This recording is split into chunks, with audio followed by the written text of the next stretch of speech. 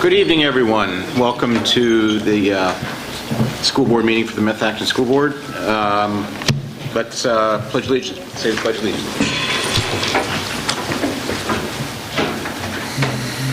Pledge allegiance to the flag of the United States of America and to the republic for which it stands, one nation, under God, indivisible, with liberty and justice for all.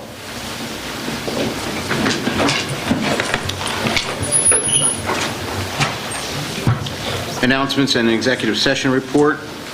There was an executive session held on February 18th, 2014, following the board meeting to discuss negotiations with the Teamsters.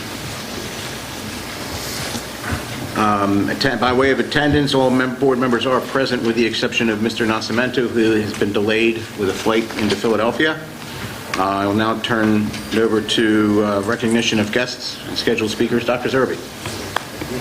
Thank you, Mr. Roth. Let's just make sure that Mr. Nascimento is on the line. I'm here. Okay.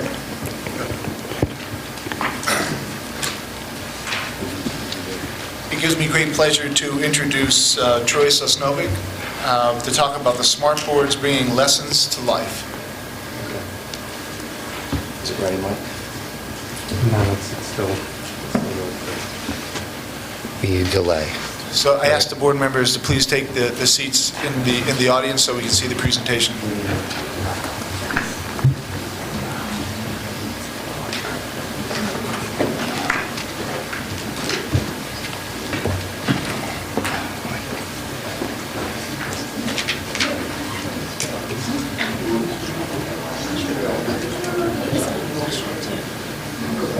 It's shutting down. It's just about to restart. All right, I'm going to grab my laptop. All right.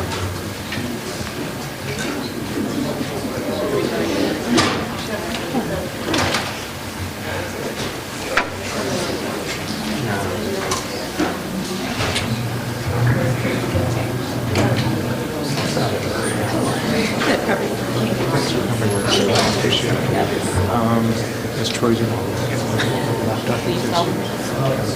Let's see what he says. Before the presentation starts, there's some technical difficulties occurring, and I'm just going to share some information.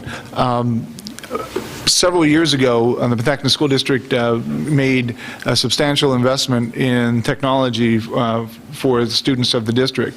And part of that technology investment was surrounding the use of smart boards. Smart boards are, for lack of a better term, an electronic whiteboard that allows them to connect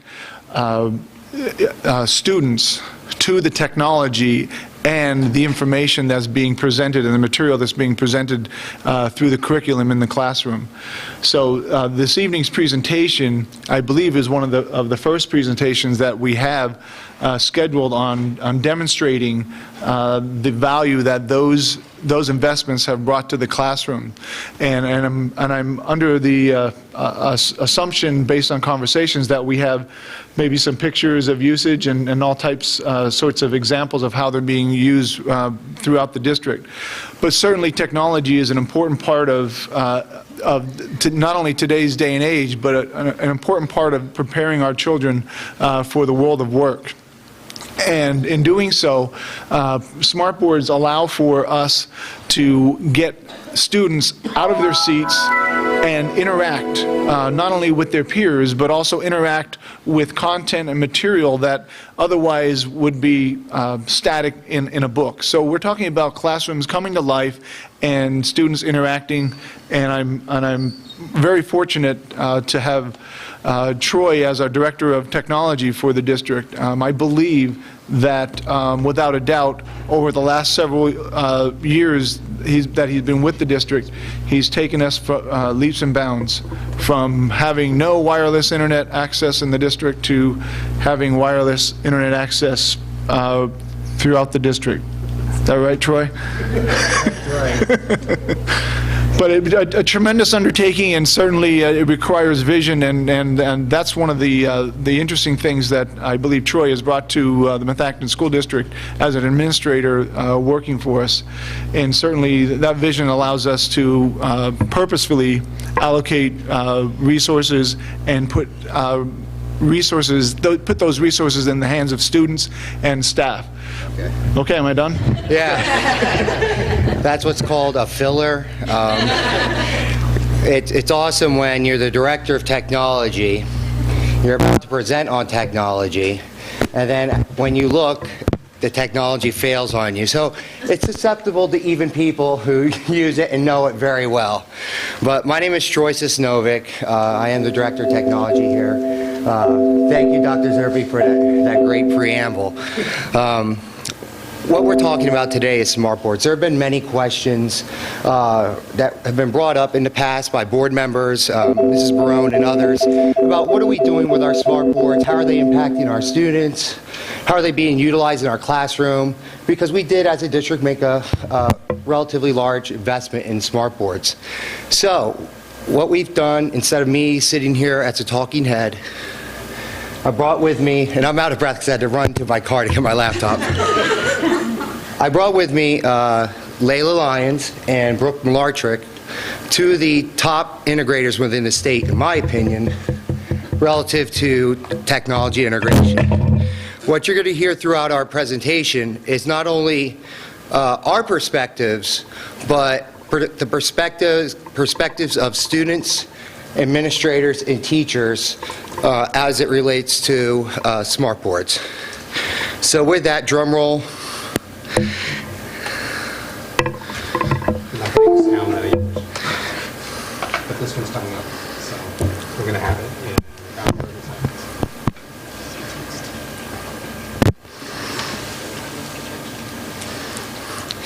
So as we're waiting, board members, do you have any questions relative to smart boards before even the presentation? Do the teachers like them? Without a doubt, and you will definitely see that in the presentation. Yeah, and as with anything, now we've been using smart boards for about 3 to 4 years now. In the beginning, obvious agita, any type of change initiative. A lot of them were not mounted in the beginning. That led to some real classroom issues as it relates to, let's say, K to 4 little kids running around, wires all over the ground.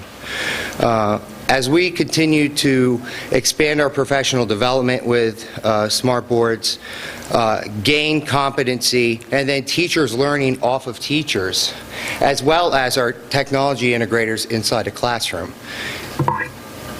to see what the teachers and students can do with these devices are just amazing. Like Dr. Zerbe said, it makes it into, as the name implies, an interactive board. You're not a static classroom. You're getting up, you're interacting with the content, and for those students that have specific needs relative to learning differently, they might be more tactile as a young kid and they need to touch something for it to really grasp onto that concept. These smart boards provide that.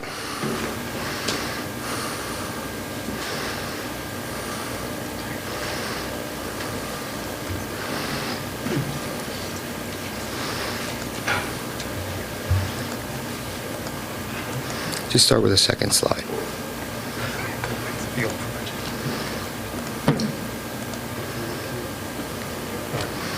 All right. Give me one second. It's ready. He's Okay.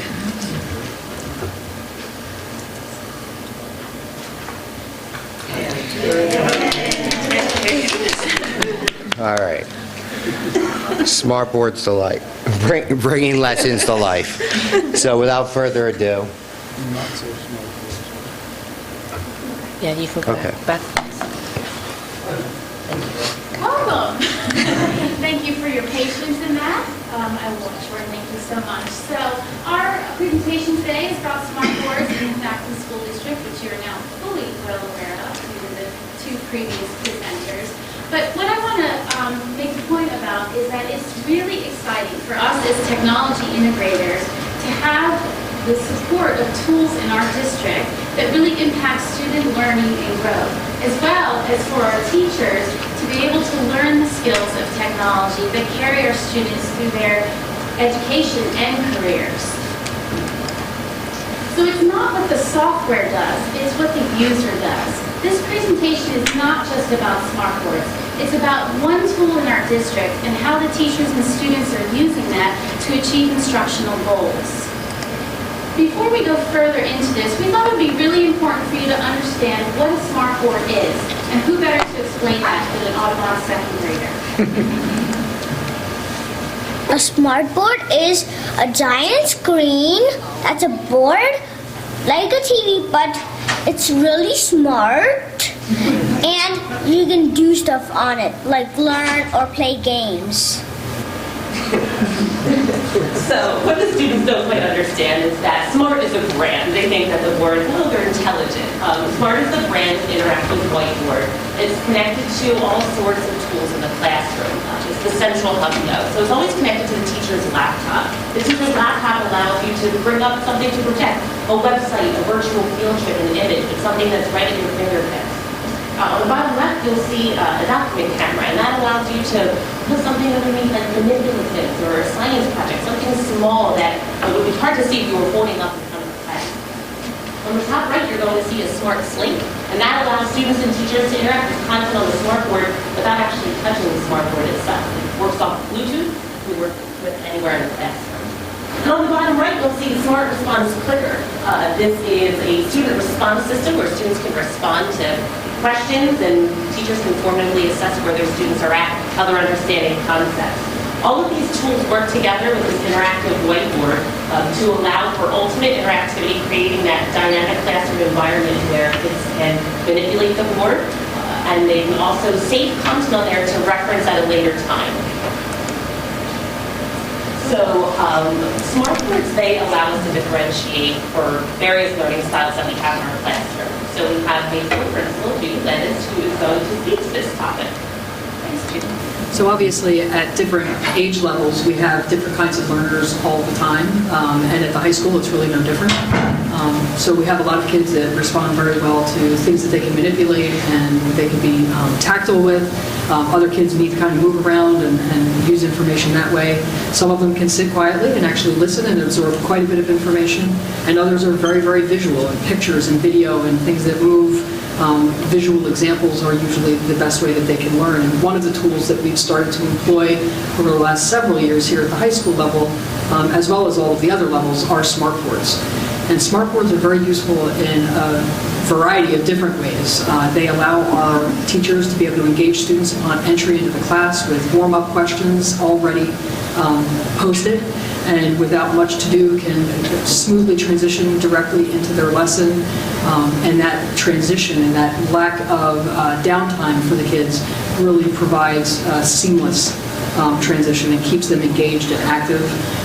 The smartboards aren't just a visual reference, but are also engaging as well and interactive. So teachers can actually create activities in their classrooms to bring students up for them to interact with the board rather than it always being a teacher-driven activity. I want to use your video, but we should just have you present tonight. Judy refers to student engagement, the ultimate goal then in the classroom. You're going to see a clip from a second grade classroom here where that is using content provided from Smart Notebook, which is the software that goes along with the smartboards. One of the great things about this content is that you can make it self-checking so that students can use this independently. So you're going to see students engaged in this activity. See if you can guess the word before they do.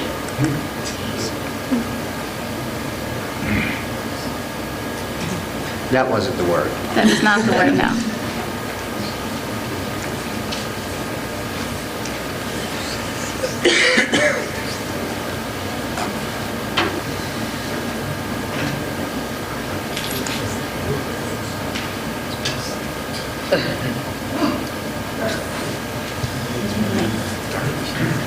That's very strange.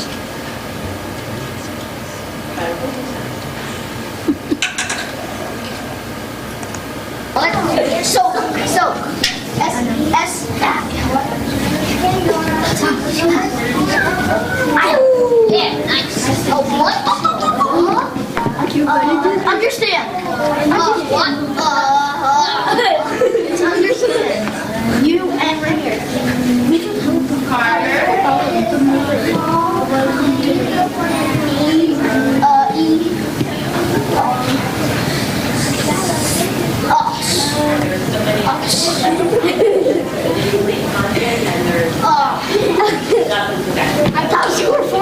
own curriculum into the tool to allow the kids to interact with it.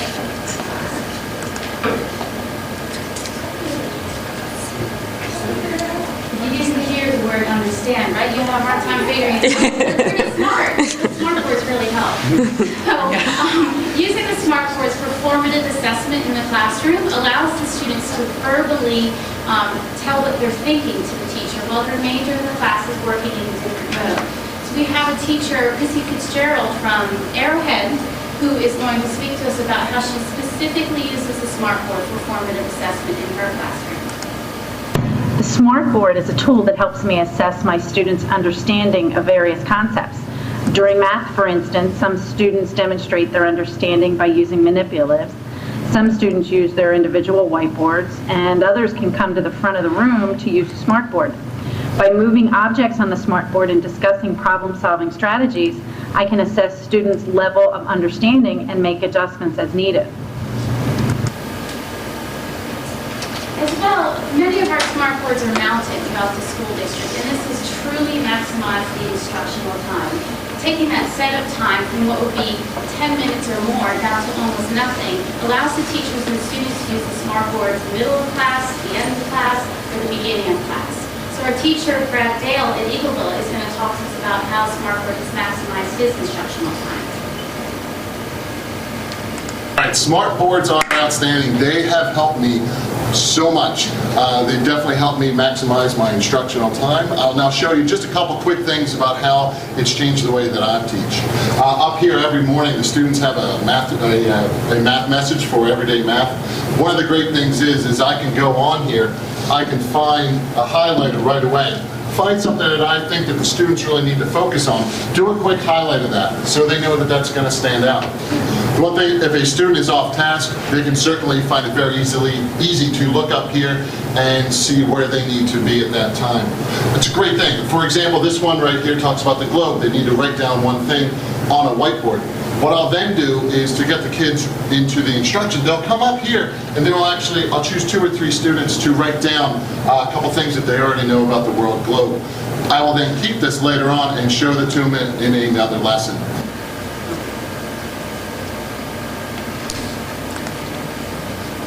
So we've targeted a few different focus areas tonight in our presentation, but we want to give you a final overview of how smartboards are being used in all of our classrooms every day throughout the day. So please enjoy this little montage that we put together.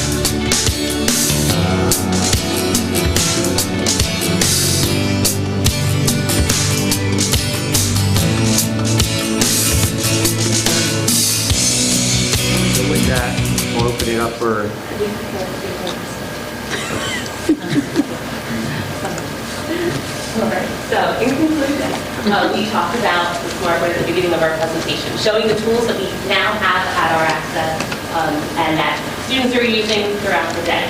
2012 is 2014. So this year alone, we have Google Glass, we have smartwatches, we have augmented reality. Who knows what's on the bottom right? Okay, that's something that we're exploring. We're constantly exploring these new tools and figuring out how we're going to incorporate them in our classrooms to increase student achievement. So it's our job to work together and to explore and see, what's going to benefit our students the most. So with that being said, we thank you for your support of our initiative and welcome the opportunity for comments and questions. Okay, so your last slide, when you showed sort of the technology that has come on in recent times, if you fast forward 6 months to a year, is this smartboard technology still going to be considered effective, or where do you see this a year from now? Well, I still see them in the classroom and being used effectively by teachers. I see their capabilities using them also growing within that time, and the comfort level among students growing as well, as we have them throughout all levels. And we not only just have them in kindergarten, first grade, and I have them when they get to Skyview, Arcola, and the high school. And those, one of the things on the montage that it didn't show is the presentation capabilities that it offers for students to feel comfortable presenting in public speaking in front of a class. And that's one of the greatest fears for everybody. And just developing that within students is a powerful thing as well. So yes, I do see them within the district. Yes, I do see us using them. Is there something else going to be on the horizon? Yes, there always is. There might be an iPad 10 by that time, who knows, or some other smart-like device. But we'll incorporate that device and marry the two. And eventually, smart boards will come and go like every other piece of technology. But right now, for that period of time that you indicated, they're a very viable resource in the district. Okay, anyone else have any questions? All right. Yes, sir. Quick question. Yep. I know that last year was pushing to get as much as the portable boards mounted. Have we achieved that? Have we got them all mounted?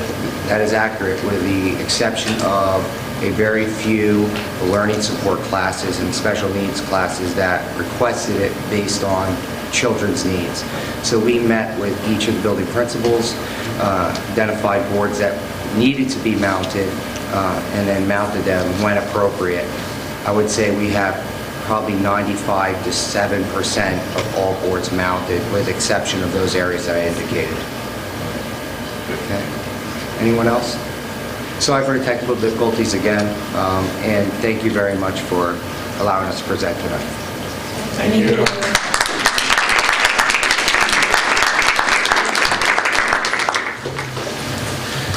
If we could return to our seats for reports.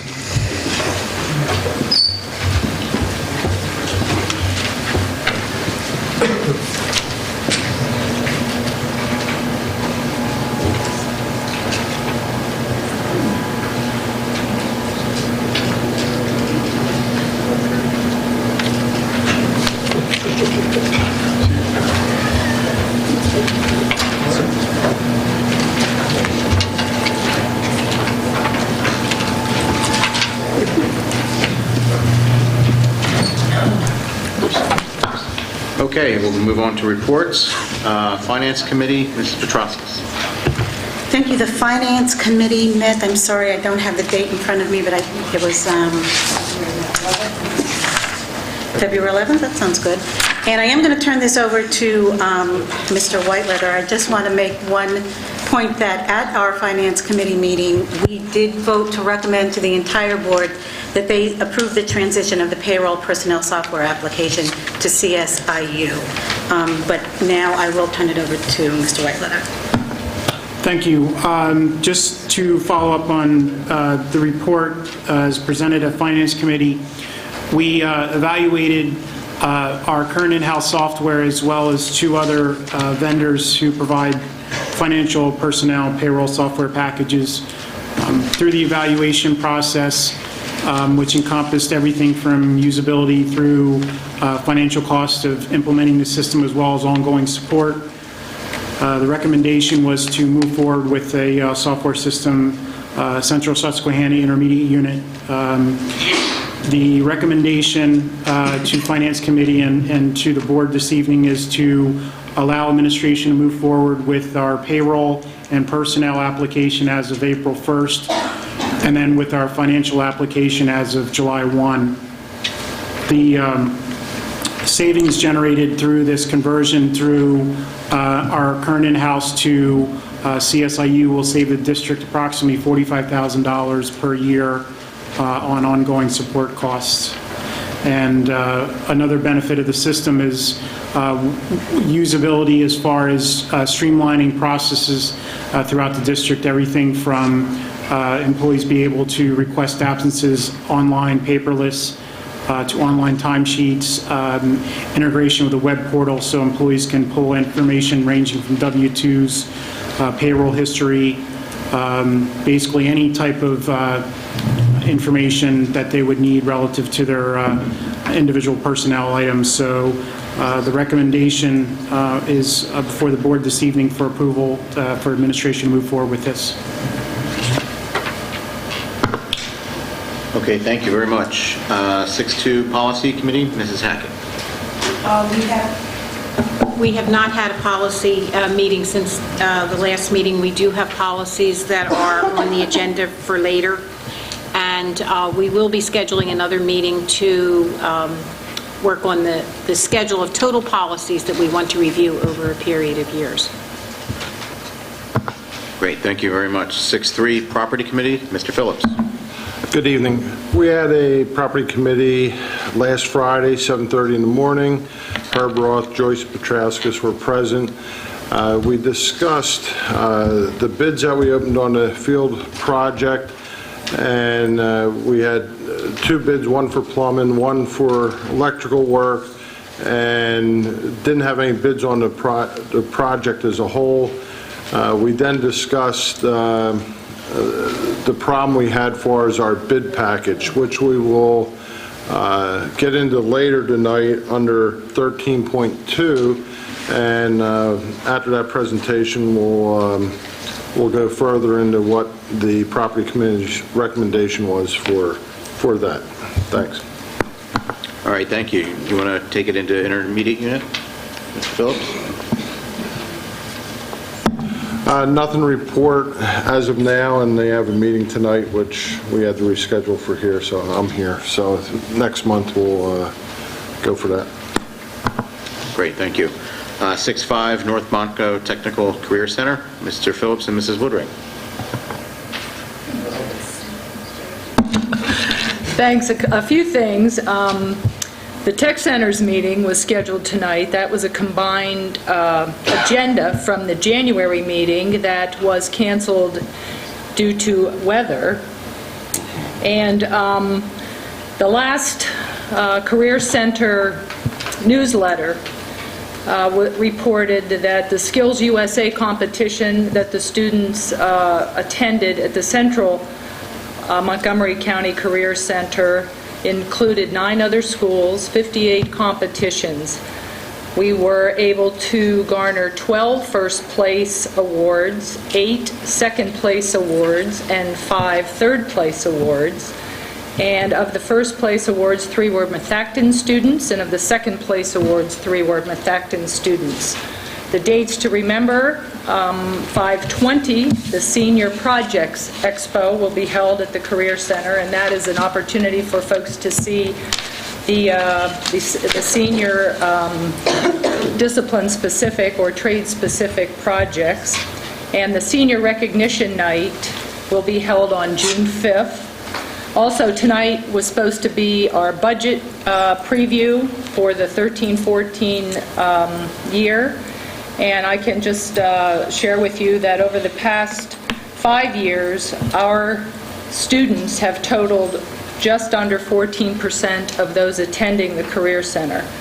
Last year, our budget went up $59,000 for a total of $1.26 million. And so I'm not sure what we'll be looking at this year. Over the past 2 years, we had a 1.3 and 1.7% increase in the proposed budgets. So I'm sure we'll be briefed on that next month. That's it. Thank you. Thank you. 6-6, Community Liaison, Mrs. Barone. There's nothing to report for Lower Providence, but I guess I would like to say thank you to them for getting our roads safe after all the storms that we had to stay off of them. So thanks. Okay, and I'll take, for Worcester, I really have nothing to report unless there's anything to report regarding conditional use. Mr. Bartle, I know that they're going to try to schedule another one sometime, but I don't know what's going on. That's right. I have not, I have not yet heard what a new date may be for the conditional use hearings. When I get that, I'll let the board know right away. Okay, thank you. Education Foundation, Mrs. Barone. I attended the foundation meeting on February 11th, and it was mostly about housekeeping and planning for the upcoming year. So the big thing that's going on will be April 7th, which I announced last month, but I'm going to announce it every week probably. The Art Corks and Forks is going to be held April 7th at Chadwick's. And the tickets are $40 per person, $70 for two, $180 for six, and there's a $2.20 PayPal fee. This is going to benefit 75% of the proceeds are going to go to the capital campaign that we hope to approve at some point. So hopefully we can get everybody out. It's going to be, there will be student art there from the high school, which from what I'm understanding is absolutely amazing, and some local artists as well as some food and different things for everybody to be there and see each other and hopefully support the Education Foundation. Thank you. Thank you. Home and School Liaisons, Mrs. Hackett, Mrs. Petroskas. We have had several meetings, and the Home and School Associations are going forward, continuing to be Home and School Associations. Our next meeting is an organizational meeting. It will be on March the 10th. Okay. Just to add, we, at the last district council, the current home and school leadership voted unanimously to not become part of the statewide PTA, but to continue to remain self-controlling. With that having been said, Sue, Gabriel, Brenda, and myself got together and began the process of restructuring our current system. As you know, the district council has been disbanded, so we have asked Susan, and she has, put an email out to each home and school association and asked them to send one volunteer to be part of the new coordinating council. March 10th, as Brenda indicated, has been a scheduled meeting of the now defunct district council, but they're going to continue to have it because this meeting has always been a good meeting for home and school leaders to come together and share ideas, and so we didn't want to stop that process. And on the 17th of March, the 8 newly appointed volunteers, myself, Brenda, and Susan, will again meet to continue the work of restructuring the current home and school process. We hope to have this all up and running by the beginning of the school year next year. Thank you. Great. Do you want to just take legislative liaison? Sure. Well, the highlight for the month, of course, is the governor's proposal for the 14-15 budget. Some of the educational highlights is overall there's going to be a 2.5% increase in spending, or it's proposed in any event. $10 million for pre-K counts, obviously an early learning program. $240 million for Ready to Learn block grant, which will be distributed to the school districts based on their school profile. And depending on how high your profile was, depends on how many options you have, how many things you can spend your money on. So if your profile was very high, you have very few limitations and can choose to spend this money pretty much the way you want to. However, if you're borderline, then the state's going to guide you on what you can spend on. In addition, there's a $10 million competitive grant. It's called a Hybrid Learning Initiative. What this is going to be is that you apply for the grant, and it's to school districts that are doing something very creative and very innovative, and are willing to share it with another school district so that it's kind of a best practice type of thing. And again, the $100 million level, which is level funding for the accountability block grant. Two hot issues, again, is the PSERS reform. The House and Senate Appropriations Committee met with reps from PSERS to discuss the challenges facing the system, and of course, Governor Corbett's proposal to address these concerns. Nothing was resolved. However, in Corbett's budget proposal, he is recommending a transfer of $225 million from the Tobacco Settlement Fund to the PSERS Fund. And he's also calling for a reduction in current annual employer contribution from 4.5% to 2.5% in 2014 and 15. The other hot issue, of course, is the school charter reform. Auditor General Jean DePasquale will be conducting a series of public hearings on charter school funding, accountability, and transparency. Some of our local people here from Montgomery County met with a representative who's very much in favor of this new 1085, and one of the stipulations in Senate Bill 1085 is that the school board is no longer the authorizing body, but the authorization would be given to universities, to higher learning. And they, obviously the School Board Association and the school districts are not in favor of that, and they just don't seem to want to walk away from that. That seems to be something that they're really digging their heels in on. So stay tuned. We'll hear more about it as the year goes on. Thank you. Thank you. Technology, Mr. O'Neill. Just two brief notes. Troy's been busy with implementing two new systems. One is a walkthrough tracking system, which is a web-based mobile system to help with tracking classroom observation data for the Daniels Dimensions of Learning. And the second system is also a web-based system that's used for resetting security IDs for substitutes, which I guess is a common occurrence. That's it. Thank you. If I could just interrupt for 1 second. Related to the web-based form for the Daniels and tracking, I just want to add that within the short window of time where the administrators had met recently to address a problem of efficiency and effectiveness and being a part of this overall teacher effectiveness model, Troy and his team have done a wonderful job bringing to the forefront a simple tool that we can use with our laptops and with our mobile devices in order to collect the necessary data and more importantly, communicate that collection of data back to the teachers almost instantly. And that's where the whole process of developing teacher effectiveness should be centered on, rather than an evaluatory process, a process that's designed to improve instruction. So I just want to put some kudos in for Troy's department related to that. Thank you. Okay, thank you. Federal Relations Network, Mrs. Woodring. Yes, thank you. Just a few things at the federal level. I mentioned last month in my report that the National School Board Association conducted an advocacy institute that was held the first weekend in February in Washington, D.C. Over 700 local school boards were represented across the nation. Keynote speakers were Bob Woodward, Pulitzer Prize-winning reporter and author, and Dr. Bernice King, Dr. King's daughter. 3 representatives were recognized, including our own Mr. Meehan, for their support of the Local School Board Governance Flexibility Act. And Mr. Meehan also served as a luncheon speaker at that institute. The other thing I wanted to mention is there are 3 private school voucher bills in the pipeline between the Senate and the House. Tennessee's Lamar Alexander, Indiana's Messer have one, or each one, advanced, as does South Carolina Republican Tim Scott.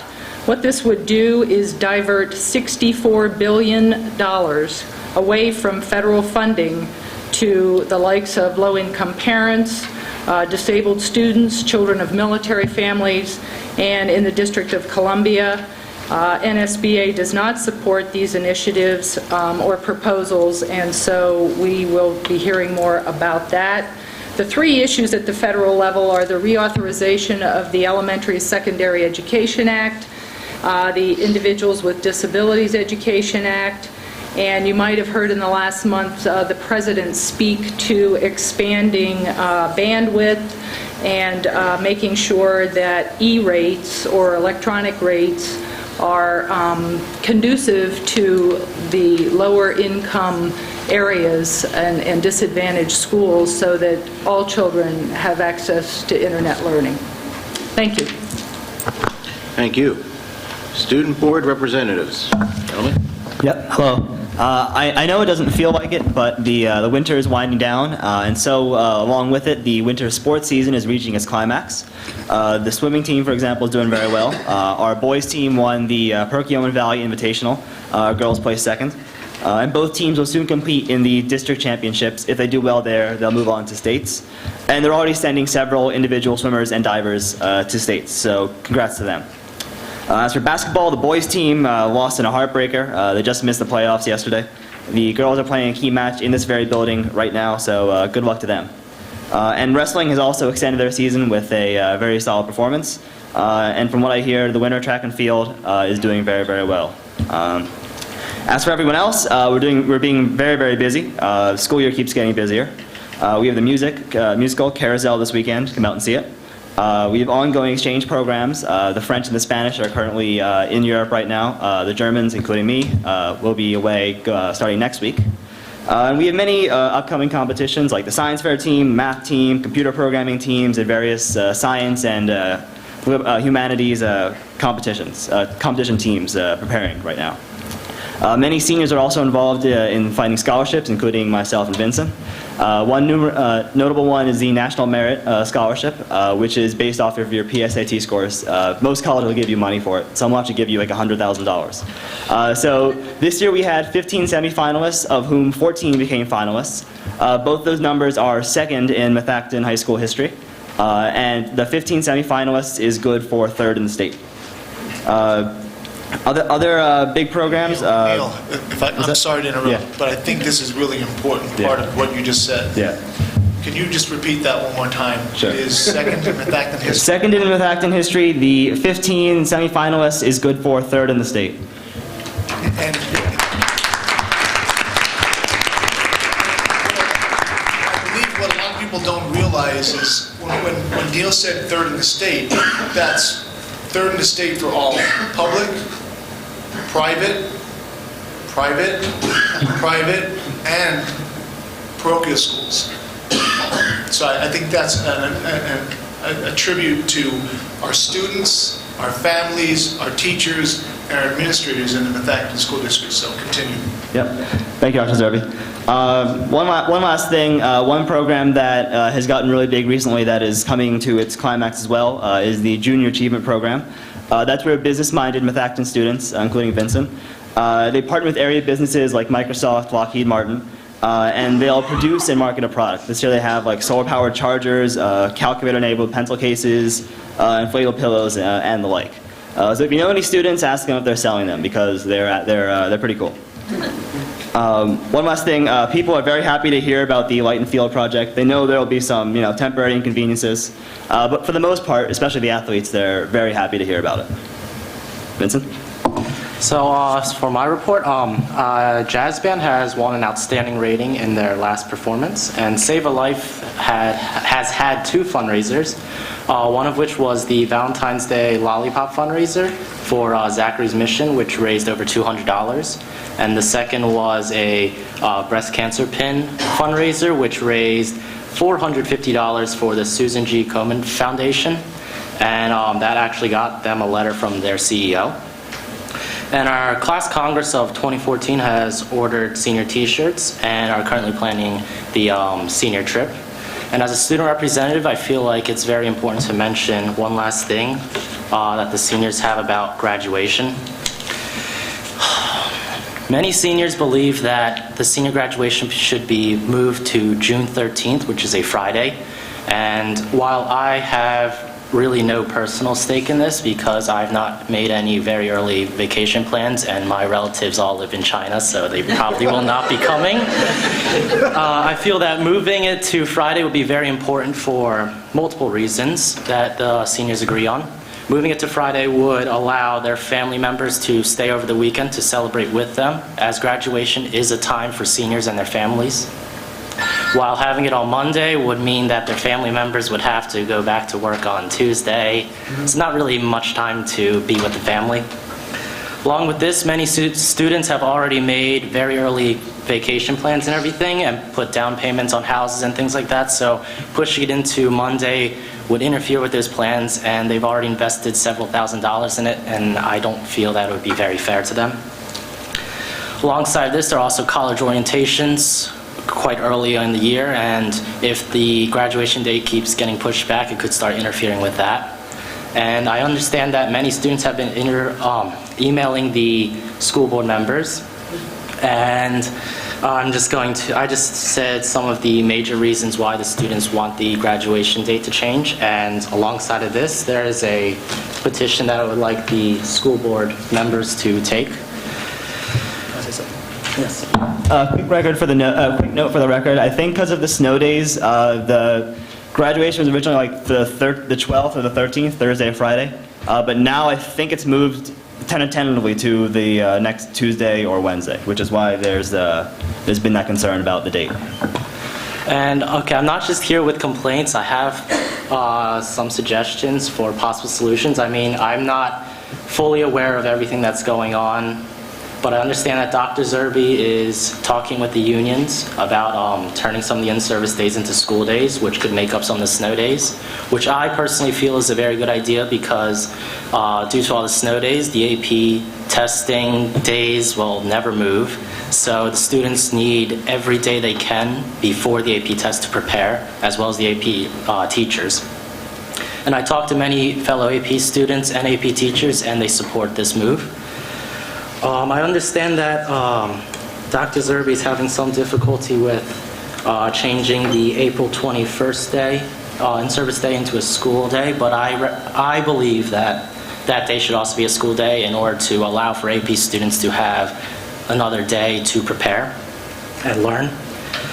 And as for the turf fields moving the graduation possibly to another location, I understand that there are different venues open, such as Villanova, but I would like to suggest maybe moving it to another high school like North Penn, which could potentially be cheaper because it's a high school venue rather than like a college one. And alongside of that, I believe that we should set a date as soon as possible so families can change any necessary plans for like flights or anything, so then they can buy the tickets when they're still cheap. Okay, thank you very much for listening to me. Thank you very much. And with that, we'll move into 613, Superintendent's Report. Dr. Zerbe. Thank you very much, Mr. Roth. If I could, I would just like to respond to a couple of Vincent's requests, and because I certainly believe that they're worthy of a response, if that's okay with the board. Certainly, we have on the agenda this evening an updated calendar that we'll talk about a little bit later, but certainly Vincent is correct in suggesting that as we look at locations to host graduation, regardless of the date, we are considering the distance and proximity, also parking and all sorts of things. So having graduation at a neighboring district was not something we seriously considered, but from your recommendation, I'll take that into more serious consideration. However, there are a couple other locations that we're looking at this point, and I think I mentioned at our work session last week that Villanova, although was planning to be accommodating for us, is unable to get a date close to your recommendation or even something in the realm of possibility. The only date available, or the latest date available, is June 5th. And I have some magic for the board a little bit later and for the students, but I don't have that type of magic. So I think that Villanova is not an option at this point in time, and certainly I do appreciate the request about April 21st, And I appreciate the fact that the student body has taken an interest in a democratic process to make their position known.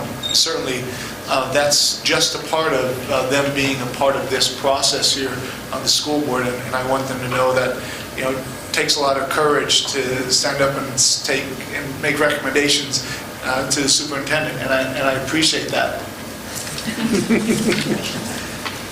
Because again, and both of these gentlemen, Neil and Vincent, know that, and I've said this many times, I'm not the only person that has ideas. So thanks again, and we'll take those things under consideration. And maybe when I present about the calendar later this evening, that'll help everyone out, I hope. Unfortunately, there's a storm coming Monday. Didn't mean to say that, but unfortunately, I feel like a weatherman more than a superintendent these days. If I could, I would like to just say a few words before I go on to the rest of my report. What I'd like to be able to do this evening, prior to asking the members of the board to take seats in the audience one more time, and for the last time this evening, I just want to be able to provide the board with an update on the bid process. Mr. Phillips, as part of the property committee, alluded to the fact that we did not receive any general contracting bids and only received one electrical and one plumbing bid. Now, we have with us this evening our architect, David Horn, who's been with that project for quite some time, and has been, you know, a very strong advocate of trying to help us get an appropriate project completed under the guise of being fiscally responsible. And David's done a lot of good work for us. And so we're going to have him talk about what has happened up to this date. And then we're going to also have David provide some recommendation that we did share with the property committee on the 21st of February. And then after that, I'm going to be making some recommendations on how I believe we can proceed forward over the next several meetings in order to make the appropriate decisions as the board sees fit. So if it's okay with the board, I'd like them to please take seats in the audience, and we'll present the information.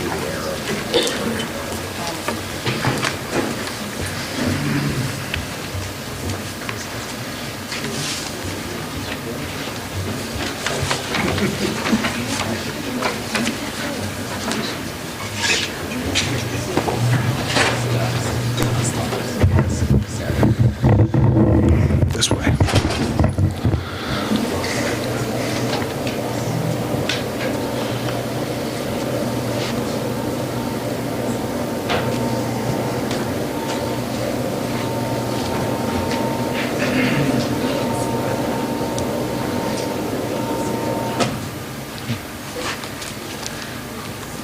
David? Okay. Good evening. I'm Dave Horn from Architera. I want to talk to you about the recent bid history here at Methacton on the turf field project, and then get into some recommendations for moving forward. We received last Wednesday, I believe, was the bid opening, as Dr. Zerbe mentioned, a bid for general electrical construction and plumbing construction. We received no bids for the general contractor's effort, which is the bulk of the project. And as we were nearing the bid due date, I started to get commentary from contractors where they would express hesitation in bidding the project. I would always ask, why are you not going to bid the project? And I would get a variety of answers, always writing them down, always trying to learn from it. But the overwhelming, most common two responses had to deal with the fact that the bidders were faced at the time with a number of other projects that were being bid, turf-related type projects. Villanova, Pottsgrove, Central Bucks, Quakertown, to name but a few, and they said, there's not enough reward for the risk we're being asked to take on this project as bidders.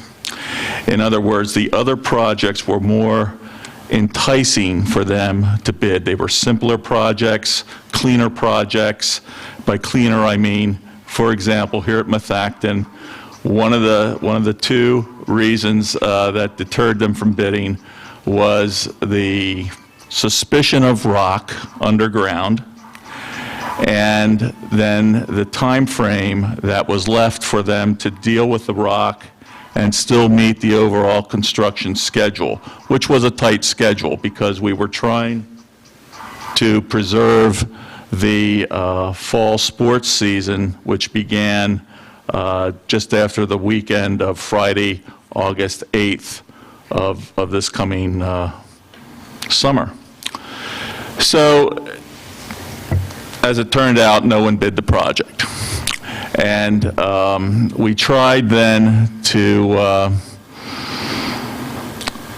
come up with a strategy that would make the project a little more appealing to bidders without jeopardizing the overall project schedule or intent, without jeopardizing the economics of the project, certainly, and also without jeopardizing the quality of work and contractors we hope to attract to bid this project. And with that, we met with some preliminary strategies on Friday morning on committee level. We got some initial feedback on those strategies, and that resulted in the formulation of a strategy that I think Dr. Zerbe and I are going to walk you through tonight.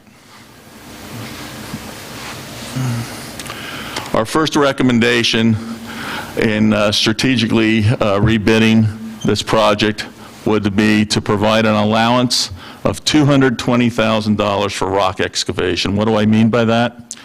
I mean that rock currently is unclassified. We do define what is rock in our construction specifications, but previously, if the contractor hit rock, it was already covered in their bid in terms of its removal. What turned off the bidders in this strategy was most of the bidders will give a fair number and include it in their bid. They were concerned that a contractor would lowball the effort and render their work in performing a bid obsolete. This tries to level the playing field, no pun intended, but it tries to give some fairness into the amount of rock we suspect is out there, so that if it's encountered, it can be dealt with in a fair manner over and above the contract price, but within the parameters of an allowance. If they don't, utilizing their unit prices that they'll submit, if they don't hit the amount of rock that they could potentially hit and expend the money within the $220,000, that money remains in the bank here at Methacton. If they go over that amount, then the overage is on the contractor. And we tried to come up with an amount that represents the mean range of rock unit pricing for both bulk excavation and trench excavation in my research in talking to other contractors, as well as perhaps a 90% allowance that covers it. We still want the contractor to take some risk here. That's what makes it a little more tantalizing for the school district as well. But we think this will, in fact, level the playing field. We've already heard from a number of bidders that they would bid the job just by this alone. By doing this alone, they will now bid the job. Secondly, rock beyond the allowance is unclassified, as I just stated. Unsuitable soil remains unclassified. We don't suspect there's any out there. Contaminated soil, if encountered, is an extra cost to export and dispose. We don't currently have any suspicion of contaminated soil out there as well. Time spent on rock and contaminated soil, because they're unforeseen activities, would extend the contracted substantial completion date. Doesn't mean that they may need the extra time, but if they spend the time on rock or 2 days on rock, then the contracted substantial completion date would also be extended 2 days at the end of the construction period. Rock would be broken down to 1 cubic foot and deposited in areas identified on our plans. We previously, in the initial bid package, had identified 3 areas where surplus soils, which includes rock, could be deposited and then covered with at least 2 feet of clean soil. And these are areas not in athletic field areas. These are areas really in non-people areas of the campus. And we would be saving money by not having to export the rock. This is not the same circumstance that you're experiencing now over at Arcola, where there's rock coming up through the athletic fields. This is a completely different situation, and this would have 2 feet of clean fill over it. It would be broken down into 1 cubic foot in size, and it would be deposited in areas that people wouldn't even be on or near. Resulting earthwork on site shall balance by volume. That's a given. We would reiterate that and reinforce that point, that if there's a surplus of topsoil, and we know there is, that topsoil does not have to leave site. We can adjust grades during construction, which is often a common strategy to, especially with laser grading and GPS technology now in the construction field, to very easily balance the earthwork on the site. We would have the subcontractor's qualifications transferable, the subcontractor's qualifications be transferable and be counted towards the prime bidder's qualifications. We were asked to develop some very stringent qualifications for the prime general contractor to bid this project, and 5 similar projects in 7 years. With subcontractors who will help to make up a bidder's team, it makes it a little more easier for the team to meet the qualifications without diminishing the qualifications. Could you give an example? Sure, I'd be happy to. We had one bidder who purchased plans and specifications, was fully aware of the requirements, because it was a non-refundable purchase, so we wanted to make sure every bidder knew in their mind that they could make the qualifications before spending the $250 to buy the bid drawings. And this contractor thought he could make it. A week after he purchased, he called me, he said, "I don't think I'm going to make it.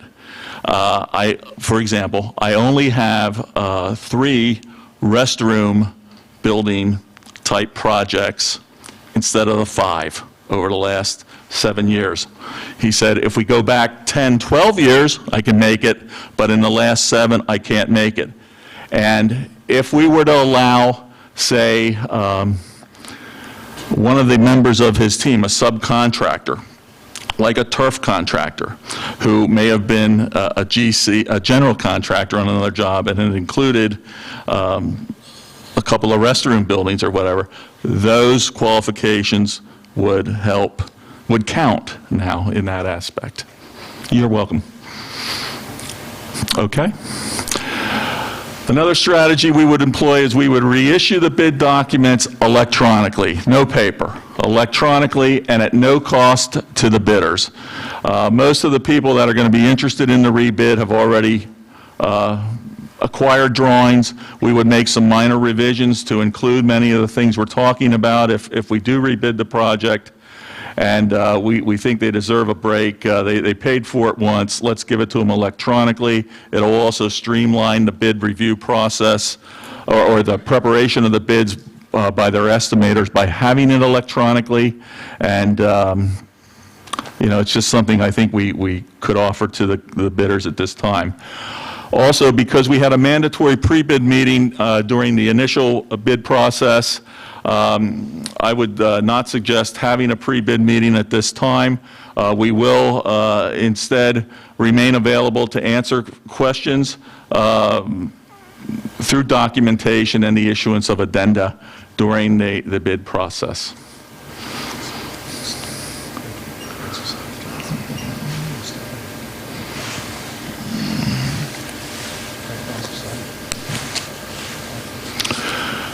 Project schedule that we would suggest. By rebidding the project, we would probably be pushing a construction start from April 1st to April 15th. And because of the expressed concerns that it was a very tight schedule, and the tight schedule was driving some contractors away from bidding the project, and the fact that we initially had some liquidated damages in the project, we want to give them a little more time, particularly if they hit some of the unforeseen subsurface conditions, whether it be rock or unsuitable conditions. So we're now suggesting, with an April 15th start, a September 30th, 2014 completion. Of course, that starts to dip in more than a little bit, the fall construction, the fall sports schedule, which begins around August 10th. Liquidated damages would remain $1,500 a day for every day after September 30th that the project is not substantially complete. And we're considering the suggestion of adding an early completion bonus, an incentive for the contractor to perhaps finish the project much sooner in the fall sports season by suggesting that any time for every day the project is complete before September 18th, there could be a reward of $1,500 a day.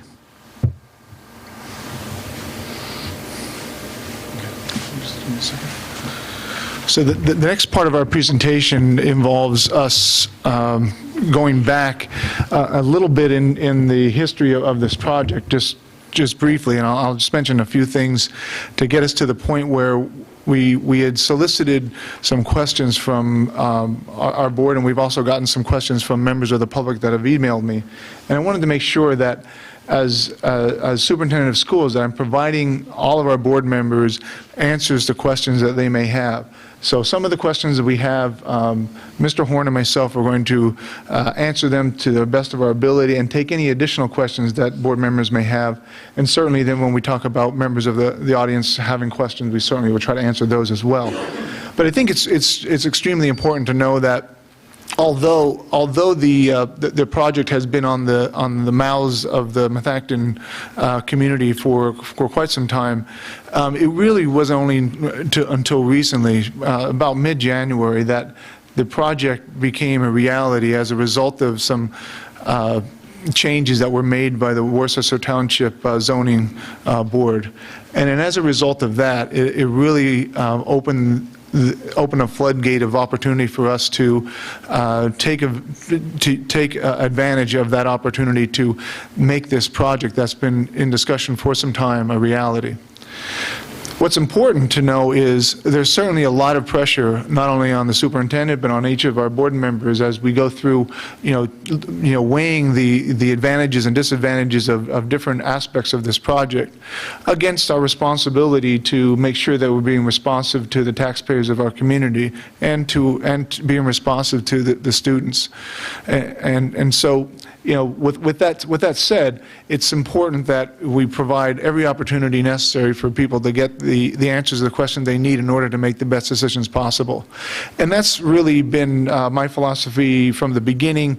I know that we've heard from time to time that some of the process seemed rushed, and I honestly can say that there's no real intent on doing that, other than the fact that I was trying to make this a possibility if so the board desired it to occur.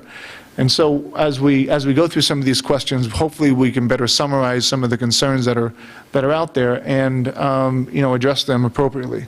So one of the questions, why can't we start, now as a result of this new rebidding request, one of the questions is why can't we start the construction after graduation? And I'll turn this one over to David. The answer is you can. And in doing so, you will need the entire fall to finish the project. You would need the time from a mid-June start through October and possibly into November to complete the project by starting in mid-June rather than mid-April. Can I ask a follow-up to that? Sure. I think I said that and more of what I was asking about that was after sports season. Can we start after the children are done with their spring sports seasons, so we don't have to worry about the safety of the balls going in the wrong place and the kids going to get them and whatnot? So if we were to start when sports were over end of May, would we be able to do this project? For phase 2, in other words, I think it's rather realistic now to start phase 1, which is the non-sport areas, mid-April, and hold off instead of starting phase 2 at the earliest phase 2 on previously it was identified as May 12th, which bumped the last 2 to 3 weeks of spring sports off of the stadium and the auxiliary field and what's the lacrosse terrace now. It's very likely and logical that if we still started phase 1 areas, non-sport areas, in mid-April, that the phase 2 portion wouldn't be ready to start until the end of May.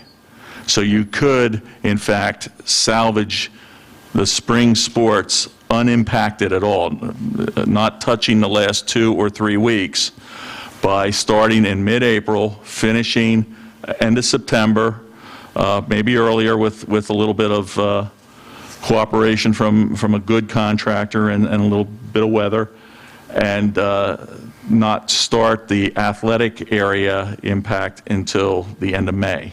That's a very practical way to approach it now. But if we start the entire project on June 1, phase 1 on June 1, then we would lose the fall sports season.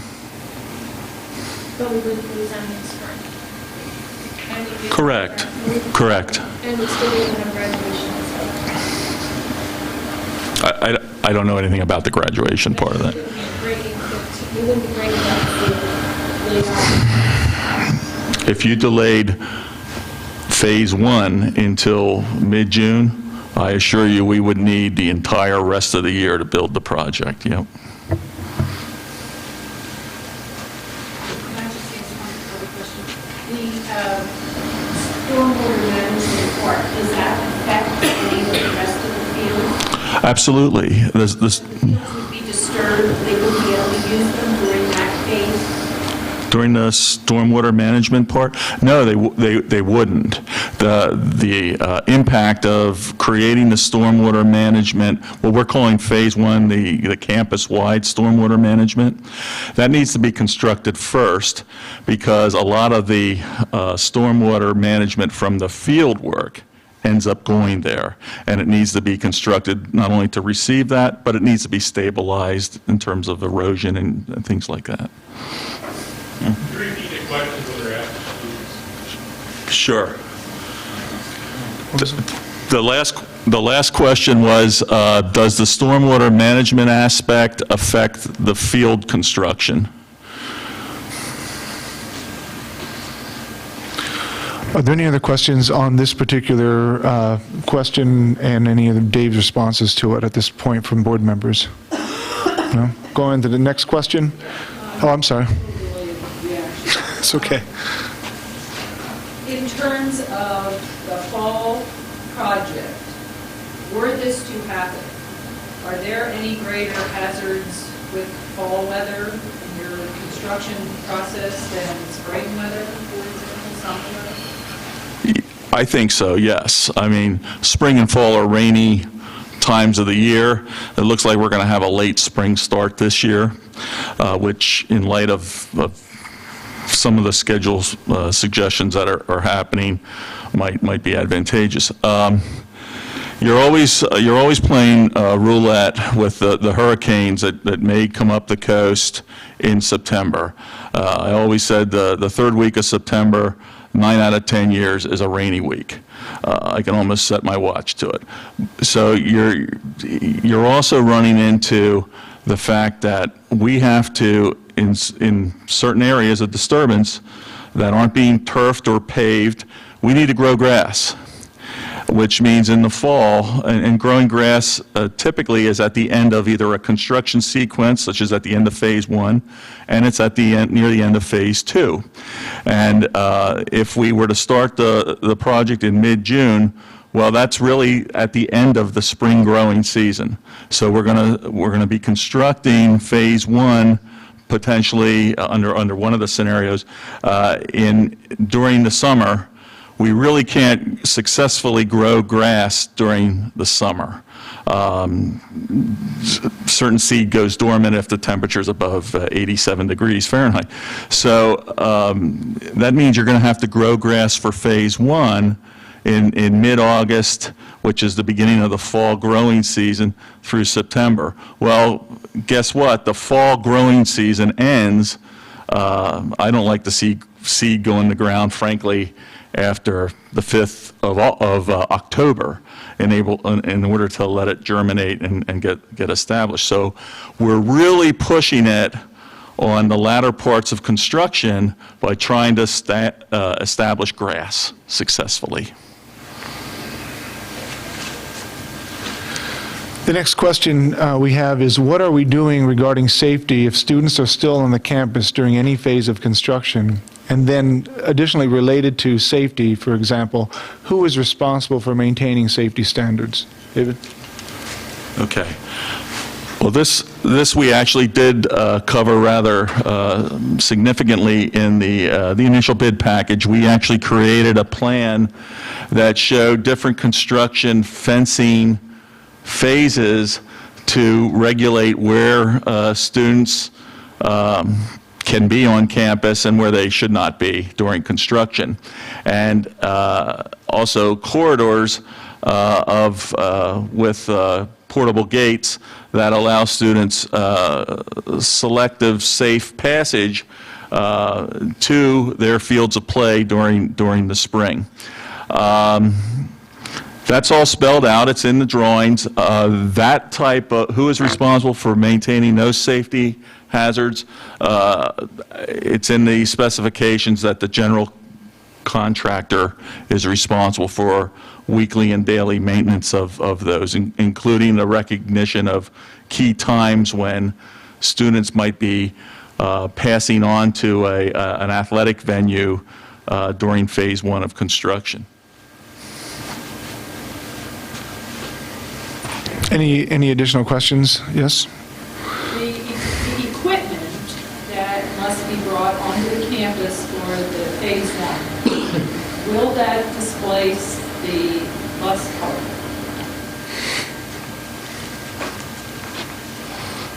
park? No, it will not. There's a designated construction laydown area and even a temporary parking area that does not displace current parking spaces on campus for constructors to park. Any additional questions on this item? The next question, what impact does the new construction schedule have on our students and families of the Methacton School District? Does the construction timeline allow for a contractor to finish early? And lastly, in a similar question, what is the professional opinion for completion timeline?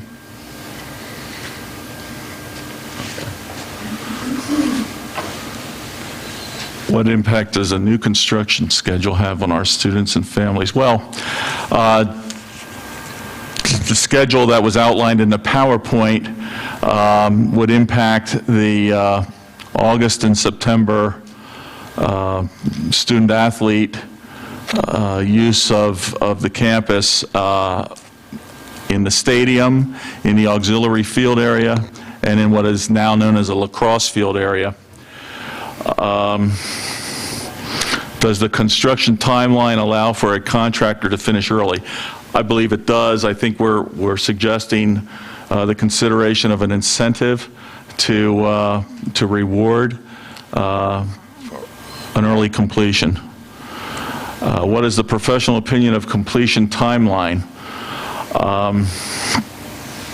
My opinion is if we start mid-April, we're going to need all of September under normal weather conditions, given the potential for hitting some subsurface conditions out there. Any questions on that item? Why don't we separate the stormwater phase of the project and do that this year and do the remaining work next year? Again, question for you, Dave. Okay. You know, I got to be honest with you, it's a scenario I did consider. The dilemma I'm running into, other than, of course, it's going to be more expensive to do it that way, but that aside, there's going to be some logistical issues. One, we're going to extend the disruption to the campus to the tune of another 6 to 9 months than normally planned. And disruption aside, when phase 1 is finished, there's going to be erosion and sedimentation controls in place that are going to have to remain. And if the contractor for phase 1, if I'm reading this correctly, it's 2 separate bid projects in 2 separate years. If the contractor for phase 1 leaves the site, we can't expect him to be responsible for the maintenance over the next 6 to 9 months of the temporary E&S facilities, particularly when it extends over the winter season. And if it's a winter like this winter, it's going to be very difficult to not only maintain the E&S, but to get to them logistically. And then at that point, you have the issue of a second contractor coming in, quite probably a different contractor coming in on the second project the following year, and inheriting that and taking that down. And if there's fencing involved in a normal construction process, there would be fencing that would be up throughout the whole thing.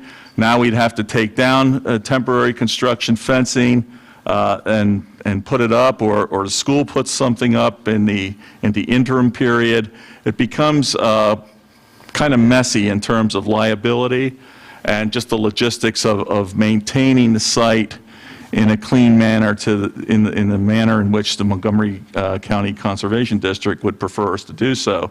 We'd also have to reassign the co-permittee that the contractor and owner have to sign when they embark on a project like this with the NPDES obligations.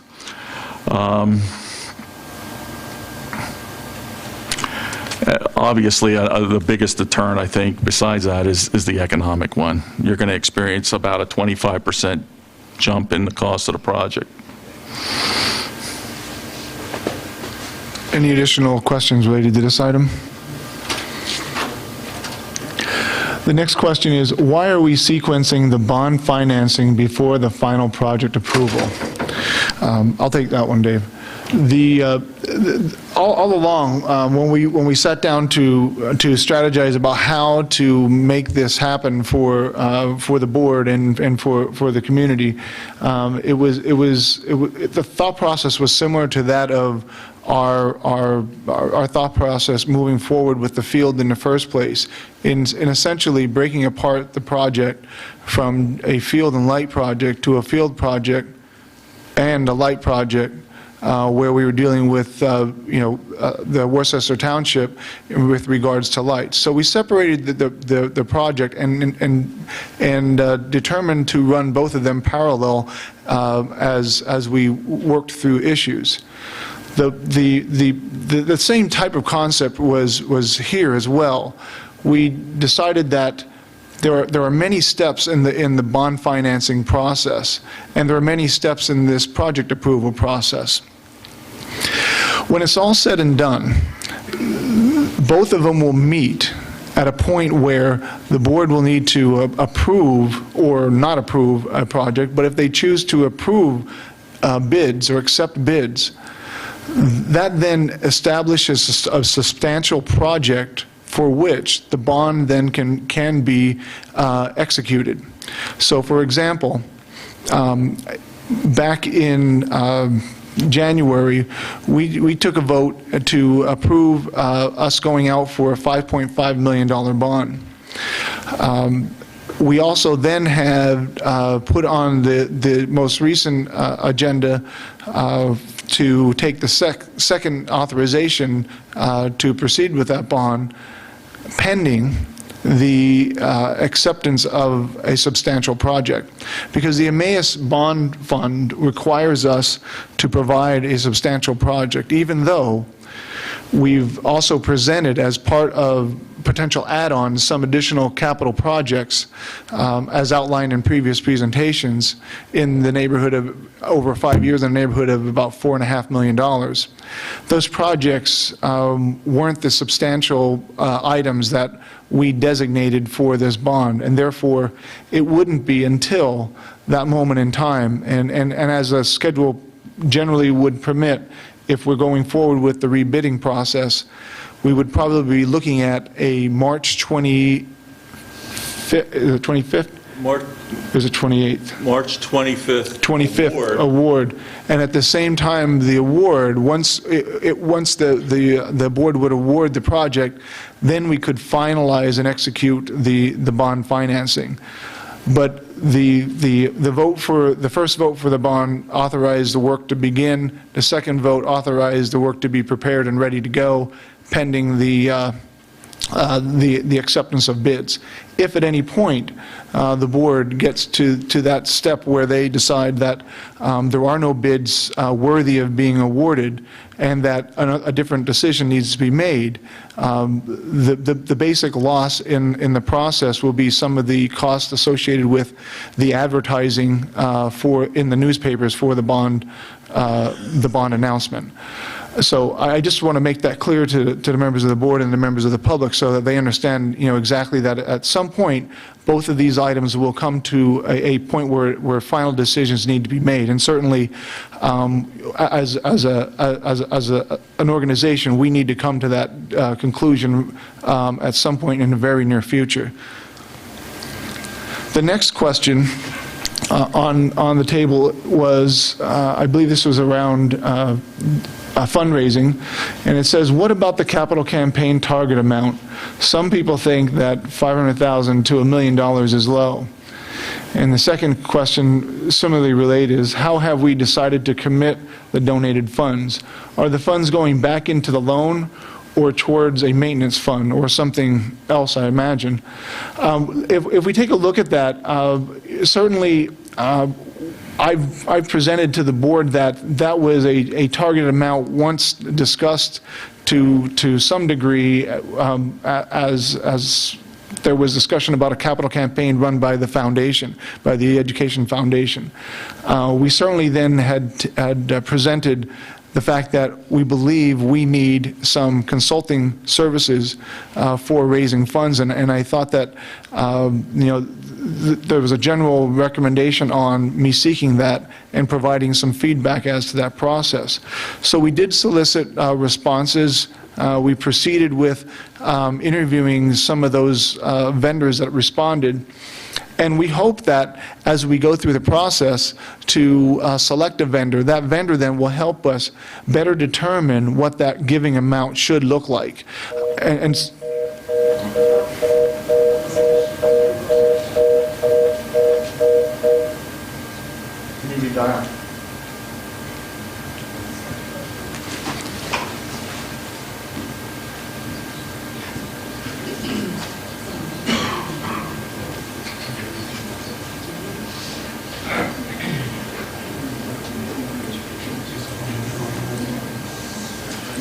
So, sorry for that interruption.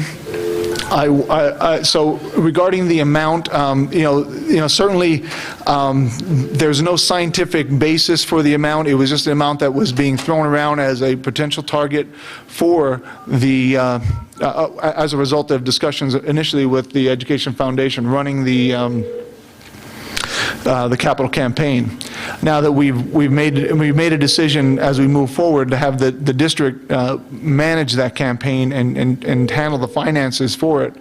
And if we bring on the consultant, we can certainly at that time have the consultant lead us through a process that will help us establish an appropriate amount that may be similar to what's presented there or something different thereof. And then lastly, how have we decided to commit the funds? I don't think we've decided to commit the funds in any manner. I think what's important is that once we bring on the fundraising consultant, it's all a matter of making the correct pitch to our potential givers so that they understand what we are going to do with their contribution. And for me to suggest to the board at this time, even though from a financial aspect, as a superintendent of this district, putting the money back into paying back the loan kind of makes common sense, or paying it back towards a maintenance fund makes sense. I wouldn't want to ask us to commit that process until we have some expert consulting advice from the outside suggest how to frame that so that when someone gives, they know exactly what they're giving to, and there's no misconception about us giving it to towards a maintenance fund or paying it back in a loan or for some other purpose related to this project or other capital needs or whatever it may be. So I think once we get to the point where we have a consultant and get the advice, we'll be in a better position to recommend to the board how we should commit those funds. The next set of questions, when will the board get to define what constitutes the entire project? And then secondly, does this rebid process commit the board to a specific scope, or do we have options? Dave, I think if you answer number 2, I can answer number 1. Okay. Go ahead. Sure. The rebid process, much like the initial bid process, committed the board to a base bid that included a turf field in the stadium, a new restroom building at the stadium, track and field improvements at the stadium, campus-wide stormwater management. That's the base bid, per the direction of the board when we structured the bid.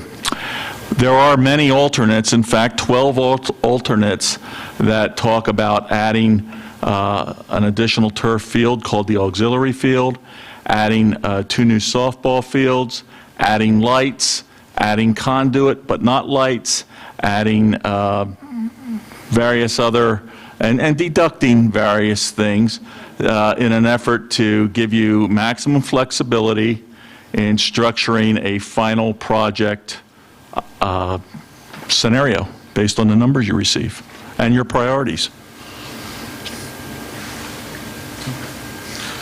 And I think the first part of this, when will the board get to define what constitutes the entire project? I think that later on in my presentation, and I'll say it now, I'll be recommending that we hold a special meeting on March 4th to allow the board the opportunity to define the project as they see fit. But that's will be a recommendation later in this presentation. The next question. Yep. And it kind of goes back to a couple of questions earlier when we were asked, why did we sequence the bond issue with the bond refinancing? My question is, why are we sequencing the bidding process before final project approval?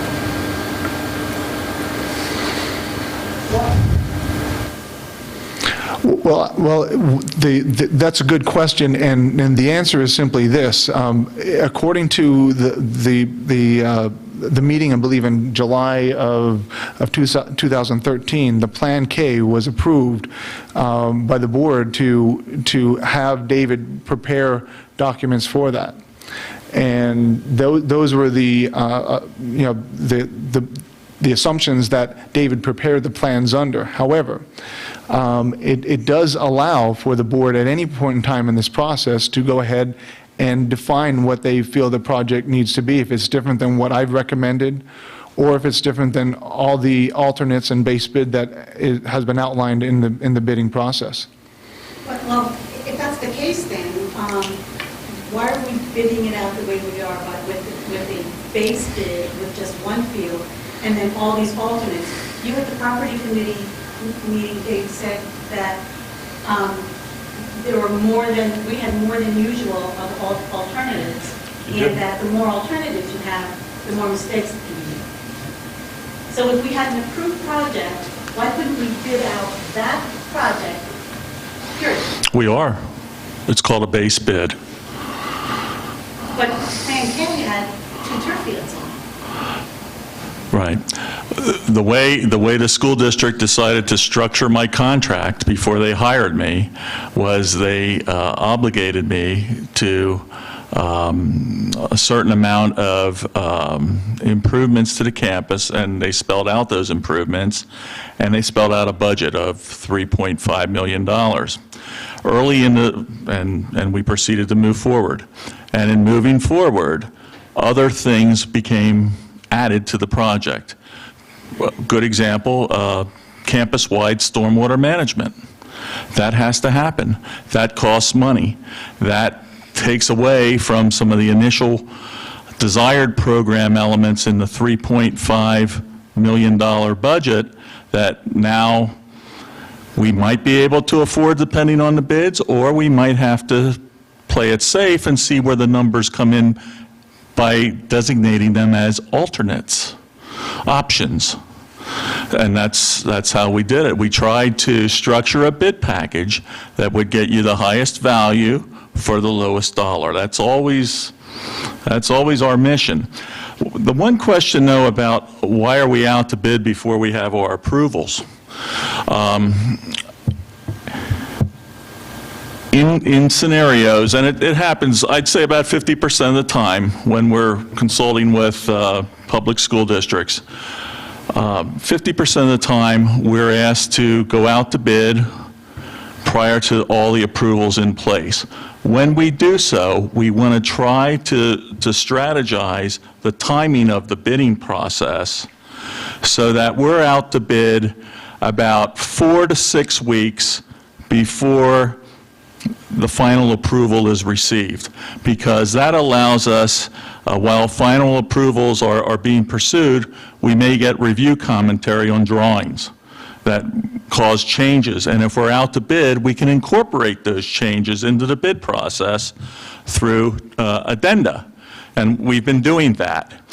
It's expected, in talking to our project engineer and our project attorney, that we are expecting final approval, at least the NPDES approval, which is going to govern when we can start earthwork and whatnot, that we should have that before the end of March. So the timing on that, in scenarios where we're asked to go out to bid before all approvals are in hand, it's lining up in that regard. If we would have gotten 6 bids last week on general construction, we still would not be able to award until we have the NPDES approval. So the fact that we're pondering now going out to rebid really isn't hurting us in terms of schedule in that regard. We still can't award until we have that permit. In terms of the conditional use approvals, I don't know. Actually, the approval that I'm referring to is the final approval of the board as to the scope of the project. Okay. And I think that over the last several meetings, I mean, it was clearly articulated from various members of the board that some felt that that they did define a program, and I can see that some have said that there wasn't a program or a project defined. And that's why when I said about the recommendation, I think it's important that we set aside a time where David can be available, you can ask all the questions related to any parts of the project. And what's important here is we can do it aside from the actual cost, and say we can put it in priority and what's important to us as a school district. And then certainly when it comes time to the bids are received, we can take those priorities and put them against the cost and then make our final decisions. But it's certainly a recommendation from me to the board for March 4th. I think it sounds like it's something that we ought to do. And I would recommend we do that, and we can certainly take a vote on that a little bit later this evening. The next question is, how have we planned to have the bids requested when you can obtain the best prices? Dave, I think that goes back to our original scenario regarding what time of the year it is best to go out for bids. Maybe you're more qualified to answer that. Well, my experience has been you get the best numbers for these types of projects, and I've stated this more than once. If we were to bid in the December, November, October time of the year for the following spring or summer construction, there's no secret there. We just didn't have that luxury on this project because of the timing of the various, I'll call it non-board approval processes, the regulatory agencies, things like that. So we really were at the liberty of how it was moving on more of the regulatory agency to set the tone on when we went out to bid. And as it is, we're now nearing, I didn't say we were at the end of the bidding window, but we're nearing it for construction to occur this spring. Yes, sir. Related question to that. Given that so many other projects are underway right now, how comfortable are you that the remaining contractors are qualified to do that? Yeah. I'm going to finally remember to repeat that question for you. The question was, how comfortable am I that there are contractors out there interested or qualified to do the job, given the fact that we're nearing the end of the typical construction bidding window? And so many projects are underway. And so many projects being underway right now. I've actually talked to people who did not bid this job, who acquired plans and specs, talked to them about it, and others have actually, who haven't purchased, have contacted me. I think we're going to lose a couple of bidders. I think I know we're going to gain some bidders. There's one contractor in particular who had shown interest, bought plans, was halfway into doing a decent, thorough job of developing a bid, called me midway through the bid process and said, I think we're going to pass. We got a lot on our plate all of a sudden, and we're not worried about the rock, we're not worried about, but we're going to pass because it looks like we got a pretty full plate now. Other bids may have come in or they had commitments. 3 weeks later, fast forward to this past Monday, same guy calls me out of the blue. He says, I heard Methacton might be rebid. I said, it may be. And he said, if it is, we're going after it. We had $8 million in the form of 2 different projects committed to us. That's why we didn't bid your job. And now it's been uncommitted to us, and we're definitely going after your project. We've had other contract. The other key dynamic that we're seeing that comes into play here is that there is some benefit to rebidding this, in that when this job was initially rebid, there were a number of projects out there that were also being bid, and they were simpler, cleaner jobs, Millersville University, Villanova, Pottsgrove, so forth, so on. One of them was ours, Quakertown, which is bids are due Tuesday. One of the contractors said, Central Bucks, and I don't know which high school, but one of the high schools at Central Bucks has a project out to bid right now that I'm told is almost identical to this one. And they said, whatever you do, if you rebid this, just remember Central Bucks bids are due March 11th. So try to give us as much time from March 11th so that we still have time to address your project and bid it. And that's important because we were considering at the time bids being due March 16th or whatever. Now I'm considering bids being due, depending on if we go out to bid and when we go out to bid, bids being due either March 18th or the 20th. And I talked to that contractor since then. He said, yeah, that'll do it. We're going to bid it. So we're seeing interest. Quakertown bids are due Tuesday. That's going to tie up somebody. But the beauty about Quakertown, as things now stand, is Quakertown, I know this because it's one of our jobs, that's due to be complete. It's a very clean, small, simple turf field project. That job is to be done, completed by July 4th. Contractors who are working there just come down the road and plug in very nicely to the same point in construction in terms of turf or track work at Methacton. So there's some give and take on that whole thing. Any other questions to this item here?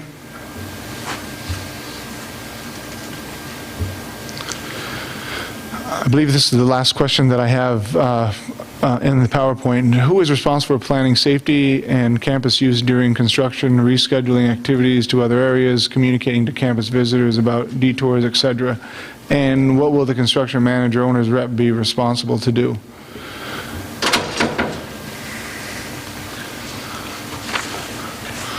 Well, the first question, part of that answer is in the construction region of the campus, the general contractor is responsible for maintaining the safety fence, coordinating safe pedestrian and vehicular traffic in that area and things of that nature. The rescheduling of activities to other areas is more of an administrative function of the school than the construction contractor. So I don't know who in the school end of things is responsible for that. Maybe Dr. Zerbe can elaborate. Communicating to campus visitors about detours. Signage can be put up, and I understand that in the past, the school has hired an outside sort of security safety group who does some things like that. Dr. Zerbe, is there anything you want to add to the first question before I dip down to the second one?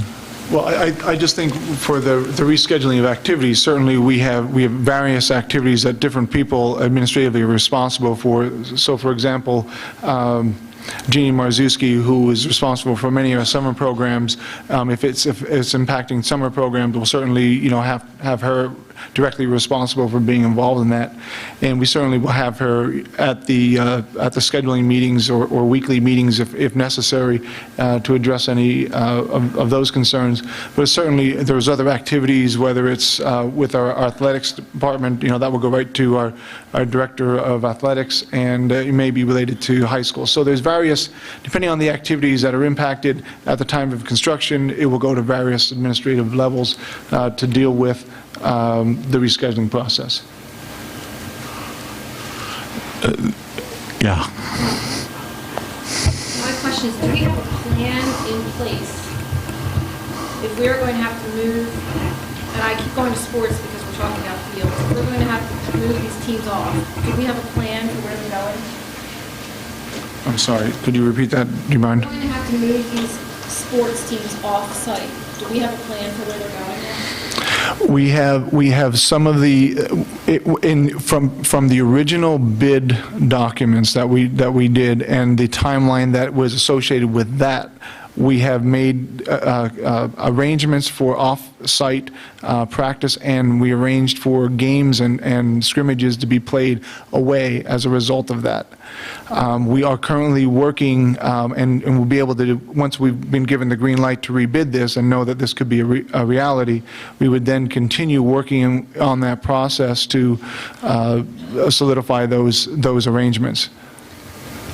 So they're going off-site to other local schools, colleges, recreation? As of right now, there's dialogue with other high schools, there's dialogue with other recreational for-profit entities, and certainly we're considering some of the opportunities available in some of our township fields, as well as the fields that are playable at our Arcola campus. And what about transportation to get these students there? Well, certainly, we would work with our transportation department to provide the busing necessary to and from those locations and make the proper arrangements for a safety transport.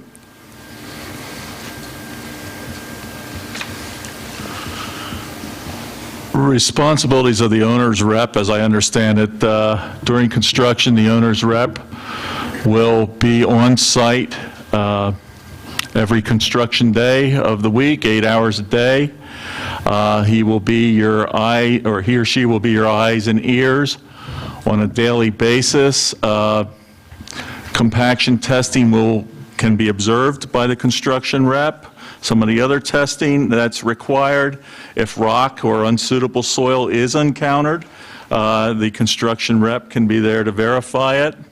In terms of overall project construction schedules, it's the responsibility of the general contractor to coordinate the other contractors and schedule, but the owner's rep will be there to stay on top of that by making sure the construction manager and the other bidder or the other successful bidders are doing what they need to do.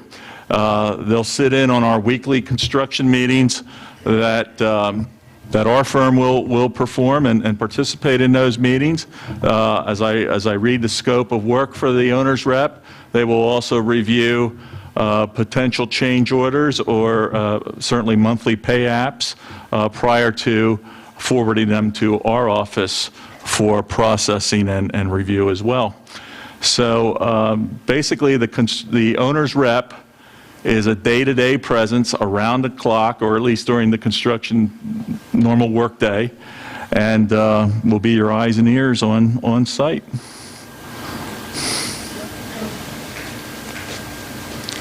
Any other questions regarding these items? And that ends the pre-formatted questions in the PowerPoint. I'd like to at least open the floor at this point for the board members to ask any additional questions that they may have at this point before we move forward with any more of our presentation. Being that, yes. There are going to be subcontractors, I'm assuming, and the contractors in their lien clause. I didn't hear the end of that, I'm sorry. There's a no lien clause. Yeah. Can you? We make the contractor, the three general contractors, plumbing, electrical, and general construction. Every time they submit a pay app, they need to submit a form, a waiver and release of lien form with their pay app, as well as certified payroll documents and things like that. Yeah. If I could just add to the owner's rep part, certainly we need eyes and ears to represent the district's interest on a daily basis. But I want to run a reference, and I don't know if it was completely clear, but Dave, as part of David's agreement with us, he will be meeting with us on a weekly basis and overseeing all the aspects of the construction process. So we certainly will continue to receive his expert advice as part of the construction process as we choose, if we choose to move forward. And certainly, we also get the additional on-site daily eyes and ears for the district. And certainly, there are some key members of our administration that will be involved in all those discussions regarding scheduling and safety and construction and dealing with activities on the campus. Are there other questions that people may have? So I know that there was certainly a lot of questions and concerns as a result of the bids not coming in, and I just can't emphasize more that it's really my position to make sure that the board has all the information necessary for them to make the decisions. And I've heard on several instances that we don't want to rush this particular process. With that said, my recommendation to move forward is as follows. With your approval this evening, I would like to hold a special meeting on March 4th to address the 4 items listed underneath there, primarily to allow the board to define the scope of the project as they see fit, to set the priorities regardless of their bid cost. That way we can document those priorities and we can use them as a reference for when the bids are received, and we can take our priorities and match them against the cost and make our final decisions. Because although we might want to have 2 or 3 different fields or this and that and the other thing, we really need to make sure that we've defined those priorities. Secondly, as I mentioned before about the parallel process, if we are able to continue to move forward with the process to the stage where we would get to the point to decipher bids and put on the table a recommendation for accepting bids, we really should continue the process with the bond authorization, so that when and if a bid is accepted and the dollar amount is defined, we can execute the bond in time to allow for the project implementation to begin mid-April, and allow our business director to work with the bond financing folks to secure the money necessary to fund the project from the very start, rather than having to use general fund dollars up front in order to maintain the project operations until the financing money arrives. So that's really the catalyst behind going parallel. So as I said before, it doesn't commit the board to a project, or it doesn't commit the board to a bond only until the point that they've actually accepted a bid. And then the 4th item, allow for discussion of the fundraising consultant. I would hope that by that time I can bring more information to the board about our current status, and hopefully allow that opportunity for initial discussion, and then at the board work session, an opportunity for possibly moving forward with an action to hire someone if the board felt that was appropriate. So that would be my initial recommendation for a special meeting on March 4th. I see there's a question, Mr. Phillips.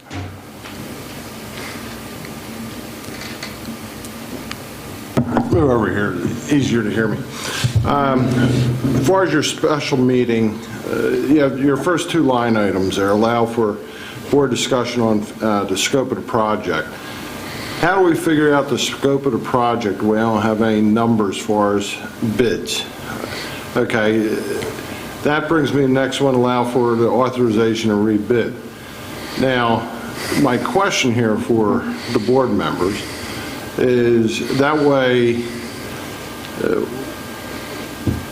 do we have enough information now to reauthorize it, and if we, tonight, and if we don't, since we have Dave here and Dave here, and someone from Zop Spector to answer questions.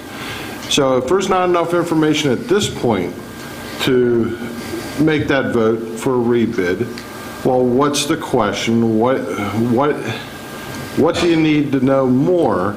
That way, we could either answer tonight and have this motion and take a vote, or if we can't answer it tonight, we'll do it on the 4th. Now, on the 4th, as far as the bond and the fundraising, there's enough, those two items alone will take most of the night to hammer through with the board.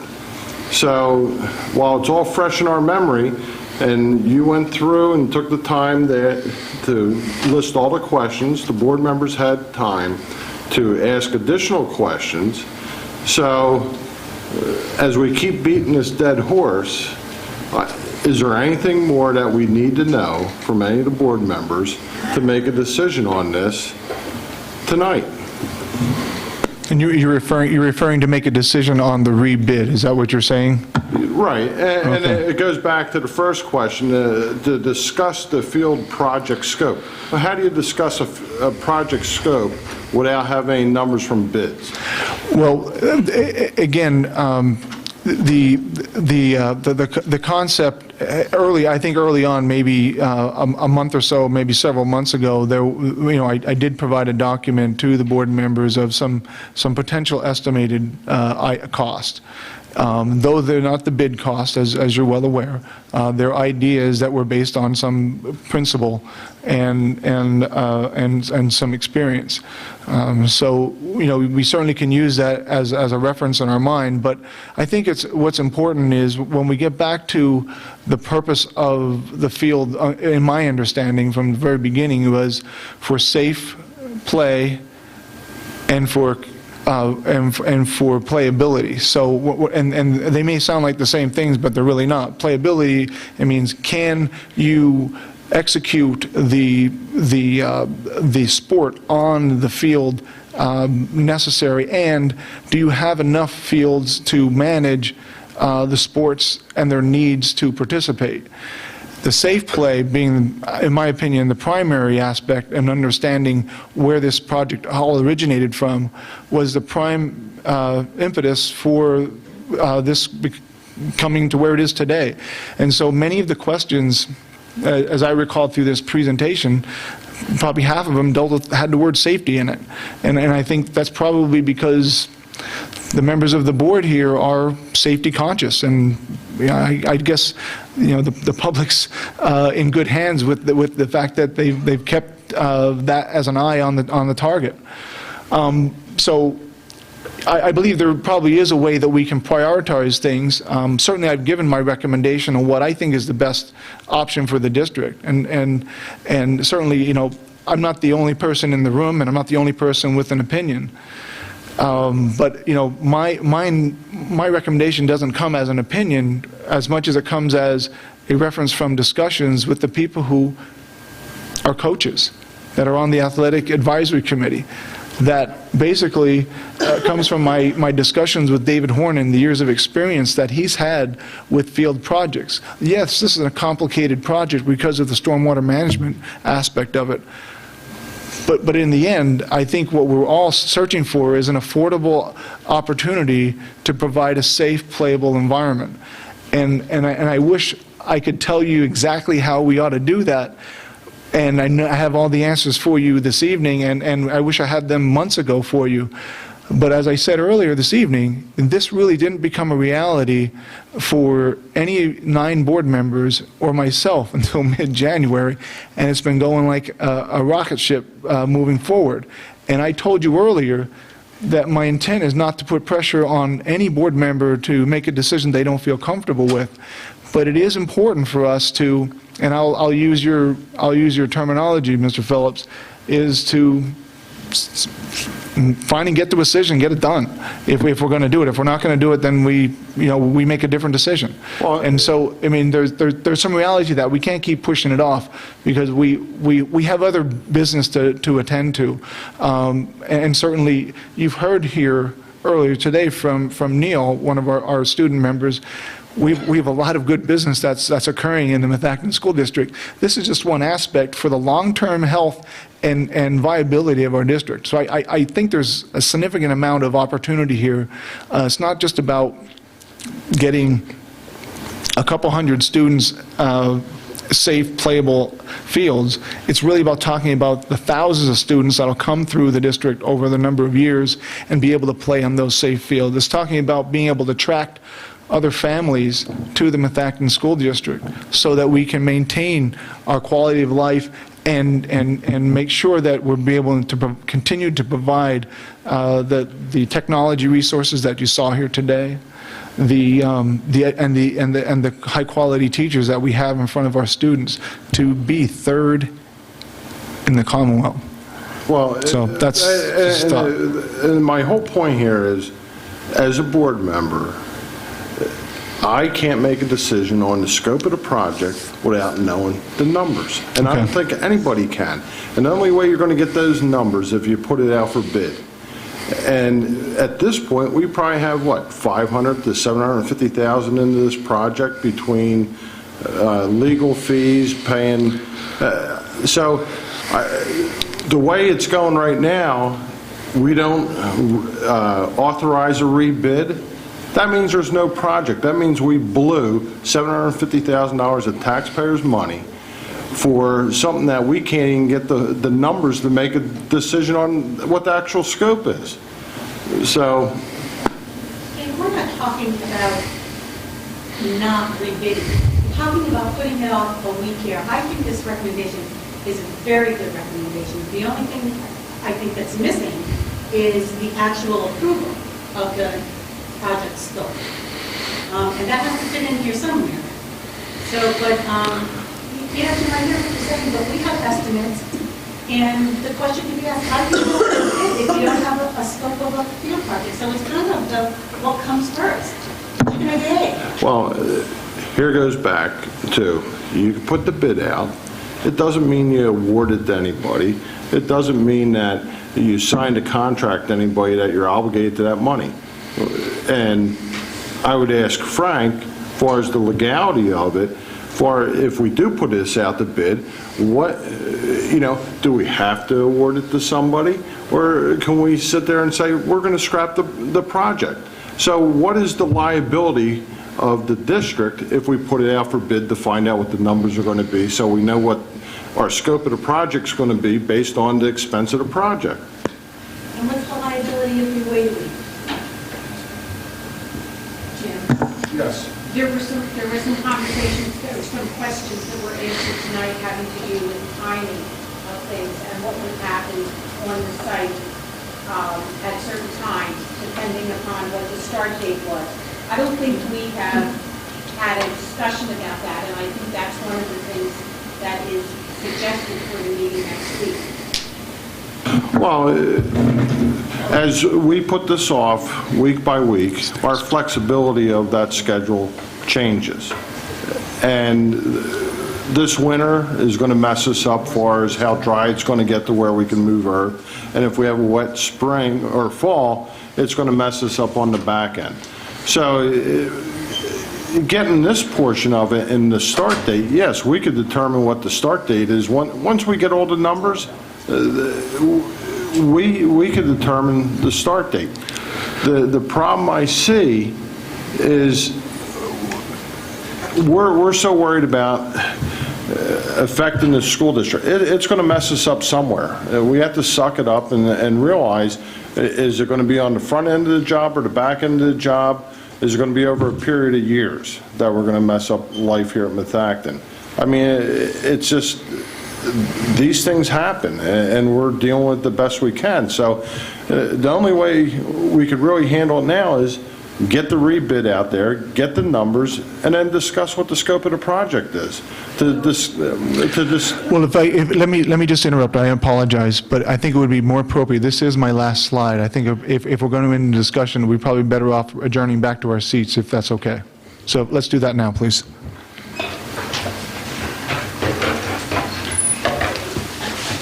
Oh, thanks. You're welcome.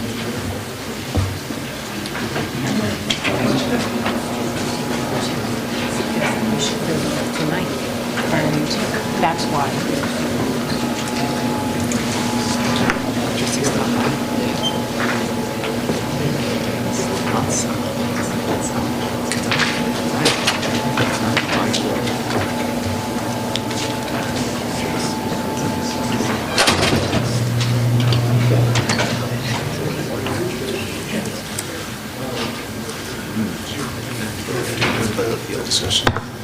Yeah, okay, let's continue on with our discussion on this. I will, just to clarify a point, we have on the agenda here under item 13.2 to talk about later on, field project bid, authorize the administration to rebid the field project plan. Now, it seems that we do have to have some discussion about that because we have that on the agenda, but according to your recommendation that we saw just now, you're saying to put that off until March 4th. Am I hearing that correctly? Understanding that correctly? My intent was simply this, to address the questions that the board had regarding the field project and to allow them an opportunity to digest the information that I provided to them. If the board feels that they're in a position to make the recommendation this evening, then I recommend they should move forward with it. However, I mean, if they feel that they need some additional information as a way to, of any of my responses or David Horn's responses this evening, then we should postpone it to March 4th. My overall concern is just that I do not want to put the district in a position to feel rushed with this, because I've heard this on several occasions. However, I can agree with Mr. Phillips on just one particular note. By us authorizing to do the rebid, the only additional cost that we'll have as a part of this process is the advertisement cost associated with putting the ads in the papers. And therefore, it does allow us, by doing it this week, and David Horn, you need to just confirm this for me, because I believe this is the case, and you would need to confirm it, that when those bids come back, we need to be able to provide ample opportunity and recommendation and review of those bids so that we can make a recommendation to the board on the 25th. 25th. Yeah. If we were to be authorized to go out to rebid tonight, we have to legally advertise 3 separate consecutive weeks, the rebid.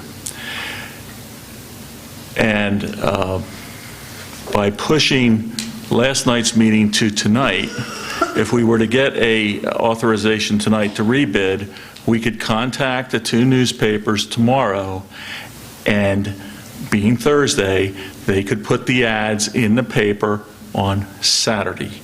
That's 1 week. Then we would advertise next week and the week after. The week after would also be the week that we would be opening the bids. If we were going to be rebidding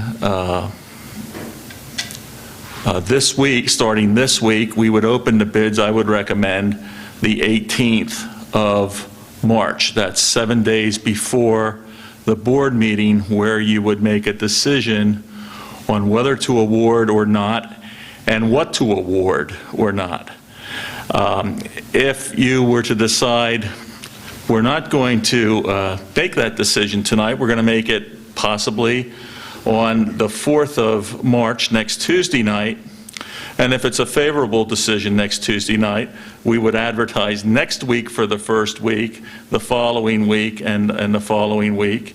And instead of bids being due the 18th, we would have bids due the 20th, giving us not 7 but 5 days before the school board meeting to analyze the bids, the alternates, the unit prices, and to collectively define if we're going to award, what the award would be in terms of the scope of the work. And I would say, we know what the bid scope is. I think that's established. But what we don't know is what the project scope is, because that may be contingent upon the alternate bids received, whether it be the 18th, the 20th, or whenever. The thing that's fuzzy in my mind right now in hearing tonight's discussion is when you want to build this. Do we start mid-April? Do we hold off on phase 2 until the end of May?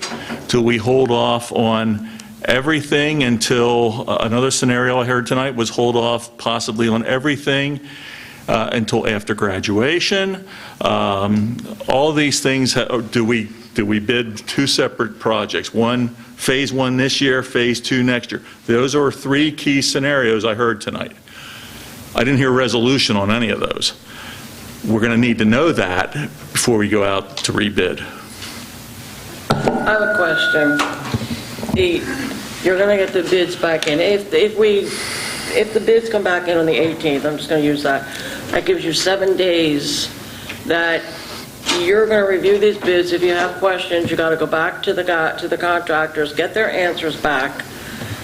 And then I'm assuming sometime before the 25th, the board is going to see these numbers, and we're going to have an opportunity to look at them before the 25th that you want us to vote on this project. That gives us 7 days. That's not a whole lot of time to really look, and I saw your thing. I mean, you said it was like this thick. That would, realistically, 7 days to go back. And so I'm thinking there should be, before the 25th, there should be another day in here that the board is going to be able to look at this information. Absolutely correct. I would hope so, because I would view that as a working session where we're sitting down. I'd like to have a day or 2 to digest it, right, make phone calls, as you said, if needed, but then let's hash out, here are the numbers, here's some thoughts. We can help to get the ball rolling in discussion, but then as a group, we hash out what we think the project scope is. Right. But if we wait until the 4th, when we're losing another week? No, 2 days. Oh, 2 days. Losing 2 days. Okay, I guess I misunderstood you. I thought if you said if we approved it tonight, it would go out in the paper Saturday, and that would be 1 week. Yes. What it does, it allows the bidders a little more time to bid. I would have, right now, and this can change, but I had just structured a tentative schedule that if we went out to bid publicly on Saturday, bids would be due around, on the 18th. That's a week before the 25th board meeting. It's also, I think you have a meeting that night. It might be a workshop meeting that night. So, I mean, you'll know some numbers preliminarily. There's some, I thought there was some benefit to targeting bids coming in that day. However, if we go out to bid next week, then I would move the bid opening from the 18th to the 20th. And that 5 days that's left is about as tight as I would squeeze it. And remember, we can't award until we have the NPDES permit, but we expect to have it by the end of the month. Dave, is there, I was thinking this, Dr. Zerbe. Okay. Is there a best date as far as a start date for the district? I mean, as far as what the district has looked at, interruption with sports and life in Methacton, what is the recommendation from the administration? Well, based on the current information that we have in front of us, meaning that we did not receive bids and that we need to go out to rebid in order to get a substantial bidder for the general contracting and electrical. And after having conversations with the athletic director, the schedule that Dave presented here this evening as part of his recommendation is a schedule that allows for this year's spring sports to go untouched through their season, and then for us to get the project to substantial completion by the end of September. And I think that is the best scenario at this point. And it only sounds like 2 days for a difference of a decision 1 week to the next. But 2 days allows Dave to do the additional legwork to get all the questions answered for you as board members in order for you to make the decision. And I think, this isn't my decision, but, I would think that I would want to have all the information in front of me prior to prior to possibly not having a project move through the district, just because it's been on our agenda for quite some time, and I think it's important to all of us to make the right decision. There's a possibility that the prices come in that we wouldn't expect, and we have to make a different decision. That is it may be an unfortunate reality, and I will be disappointed in that, meaning, because I think this is good for kids. I think it's good for our community. But I also respect your positions as board members in order to make good financial decisions. So if it does come in high, at the point we know the information, that's when the decision should be made. And rather than making the decision not to rebid and more or less putting the project to rest prior to having all the information. So we'll call that, the one that you referenced, we'll call that Plan B. Plan A would be that we disrupt our spring sports. Plan B is we don't interrupt our spring sports. And Plan C would be as we start after graduation and interrupt all fall sports. Is that a good summary of the 3 plans that we discussed tonight? The first plan being that we'd be interrupting some of our spring sports, and it would be a completion date mid-September. And then the next scenario was that if we didn't interrupt our spring sports and we started phase 1, then phase 2 after we were done the fields, that would go until the end of September. And then the last scenario that you described earlier was that we would start in June, and that would end up carrying us through until probably end of the year is what you... Let me try to... I'm just trying to nail down that there's A, B, and C, so... Once again, I think he's trying for the 3 scenarios that you mentioned real quick, because I guess that's what... Let me just clarify that a little bit. Let me simplify it. Option 1, start construction April 15th and hold off on phase 2 without any impact until the end of May, and be done with the whole project September 30th. That's option 1, okay, or scenario 1, whatever you want to call it. Number 2, what I heard was possibly start phase 1 mid-June, and the entire project goes the rest of the year until the snow or frozen earth starts to happen. Okay, so we have on the table those 2, and Dave Zerbe, your recommendation is the first option of April 15th start, if I heard you correctly the first time. That would be my recommendation, option 1, as Dave described it. Anybody on the board have a problem with that option? Well, can I have a question first? Go ahead, I have a question. My question, I'm sorry, there's so many of us, sorry. My question is, you mentioned about that there's so many different projects going on right now with when we put out our bids, and that's probably why we didn't get any It's a bids. complicated project. There are other easier ones, yeah. So I guess my question is, as much as I want to see this done, would it be better if we waited until these other companies were freed up and we could get better contractors? Are we limiting ourselves by not having the No, best no. contractors out there? Well, That's my... no one said the best contractors were the ones that were busy. Well, I'm just wondering how much we're limiting ourselves because we didn't I'd go. get out early enough. I'd get it out. Absolutely.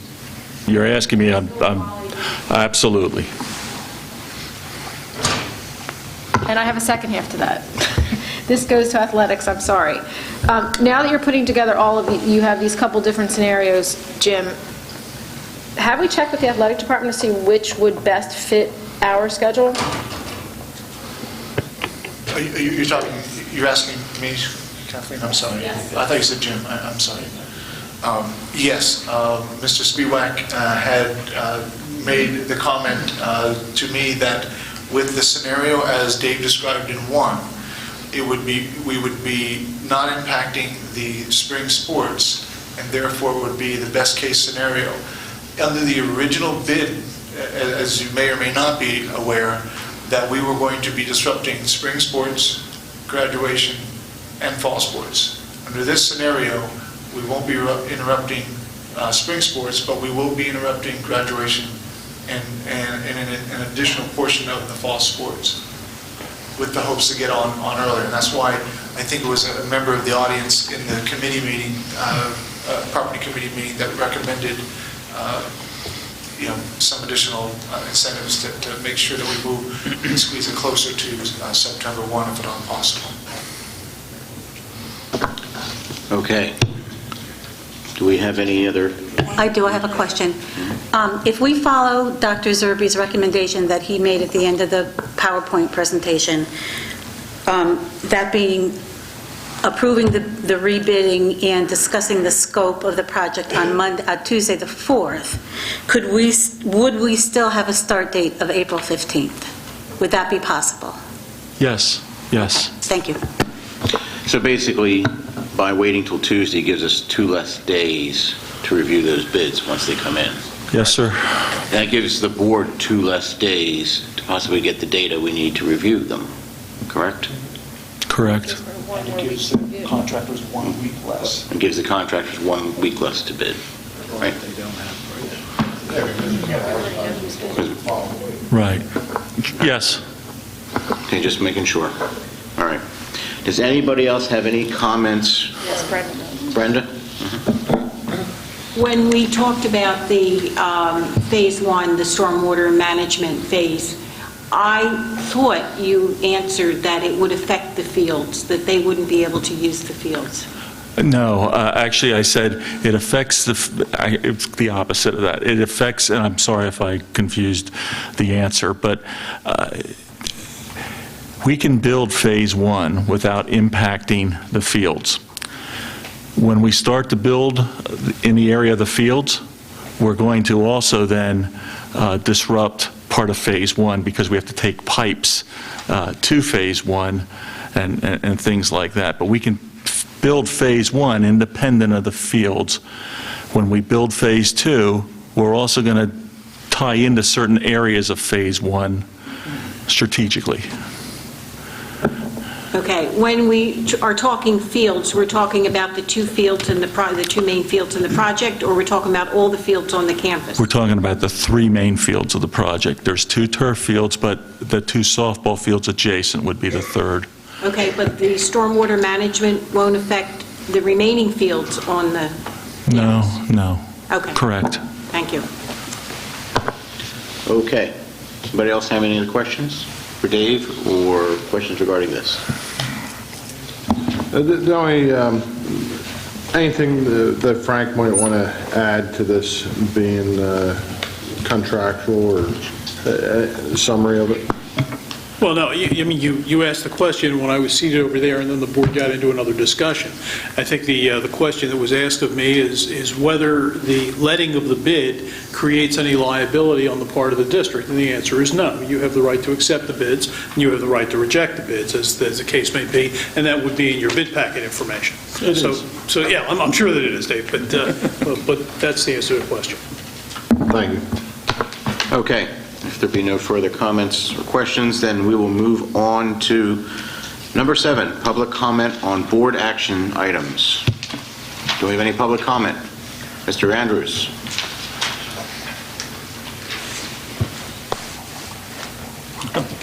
And I will chime in that the 2-minute rule is still in effect, but please enlighten us. John Andrews, Lower Providence. Yesterday, I sent by email to to the board members my thoughts on the project, and possibly by a show of hands, could directors indicate whether they received that email? Okay, that's good. Well, I wanted to briefly summarize that, but I also have some thoughts that are independent of which option you take. For instance, if you get just one general construction bid, would you award to that contractor, or would you say, well, we don't know whether we're getting good prices or not? The other thing is that mention was made of growing grass, and I think we all wholeheartedly agree that you put the seed down around Labor Day rather than around Thanksgiving Day. And we had lots of problems at the Skyview campus in terms of growing grass. But I still strongly favor doing just the stormwater management in 2014, and then the fields work in 2015.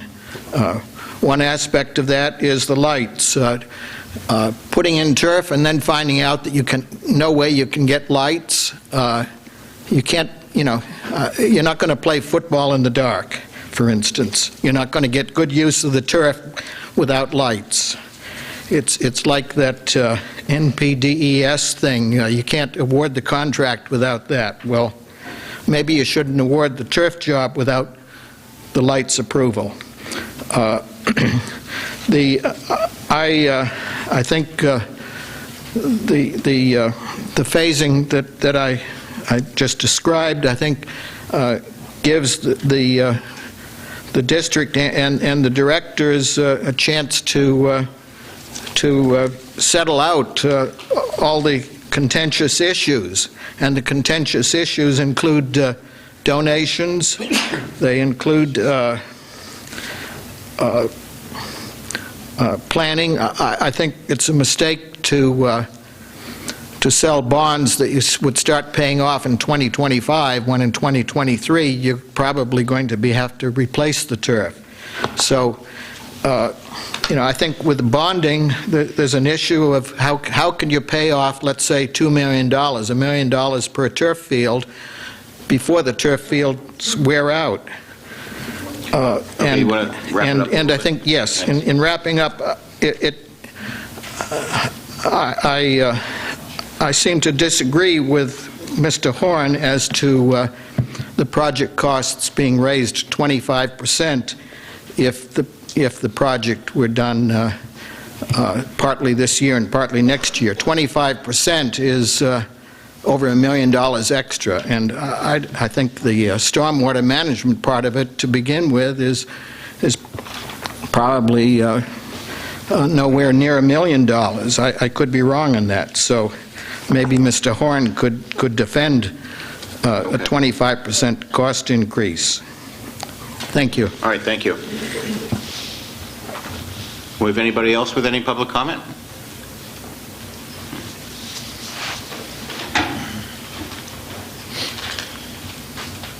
Candy Alaba, Eagleville.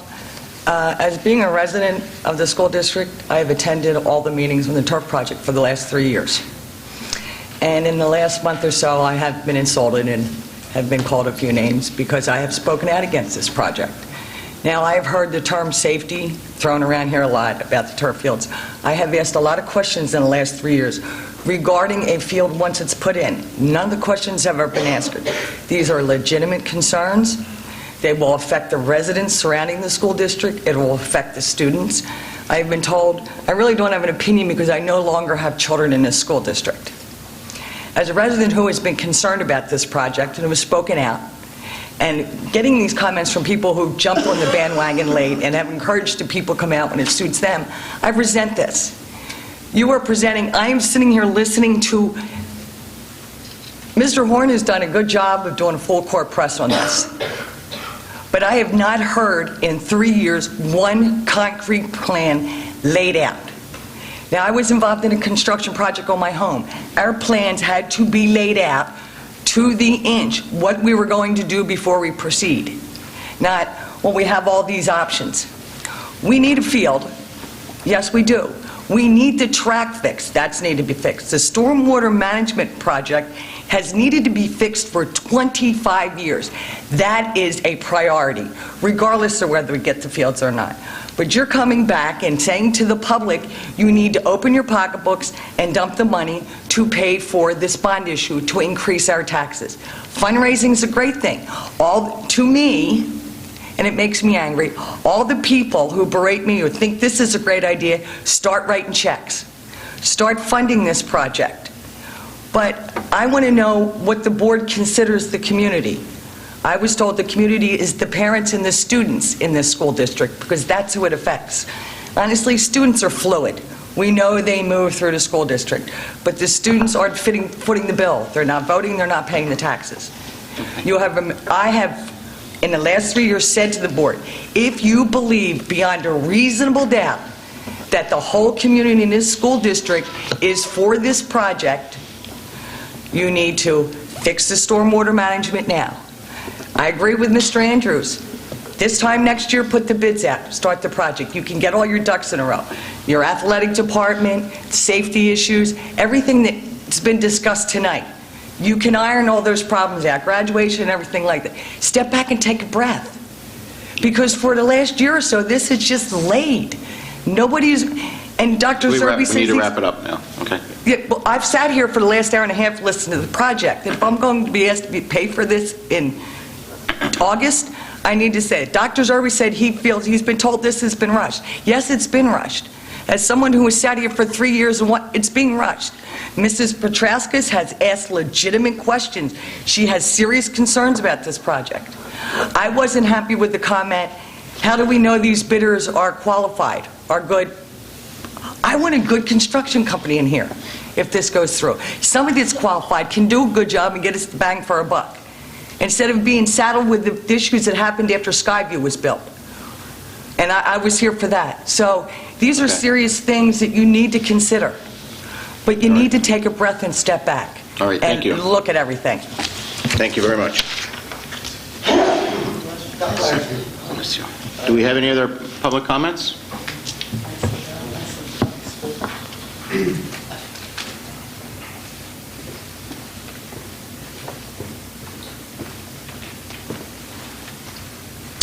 I'm Jim Beam from Worcester. You all have been exercising your fiduciary responsibilities as school board members. You have participated throughout this process in meetings that we have attended and in meetings that we haven't attended. You have lived with this for quite some time. You don't need us to tell you how much you have lived with this. This is not new to any of us. This has been going on for a long, long time, at least since the fall of 2011, and for some people before that. You have done, through the representatives that you have hired, I think, a wonderful job of analyzing this. I think everyone was taken aback when we had the bid results announced and found out that there was no bidder. To your collective credit, the project has been reevaluated. The project specs have been altered appropriately. And tonight you've had a presentation by the architect and your superintendent which have answered questions that you have and that, frankly, many of us had as well. They were good questions. I think you got good answers. I think you got clear answers. And I would urge you tonight, when you get to it later in the meeting, to vote to issue the rebidding tonight and give the contractors a little bit more time and to give you a little bit more time, because we absolutely positively want to get this right. All of us do. There's no one here that doesn't want that. We all want the same thing. Maybe some people have a different view as to whether the project to go forward, but I think the overwhelming majority of people want this to go forward in an appropriate way So I would concur with what Mr. Phillips has said, and I would ask you to go ahead and get the process started now, to give these contractors time and give you a little bit more time, which will enable you to make certain that you're making the right decision on March 25th. Thanks. Great. Thanks, Jim. Do we have any other? Yes, ma'am.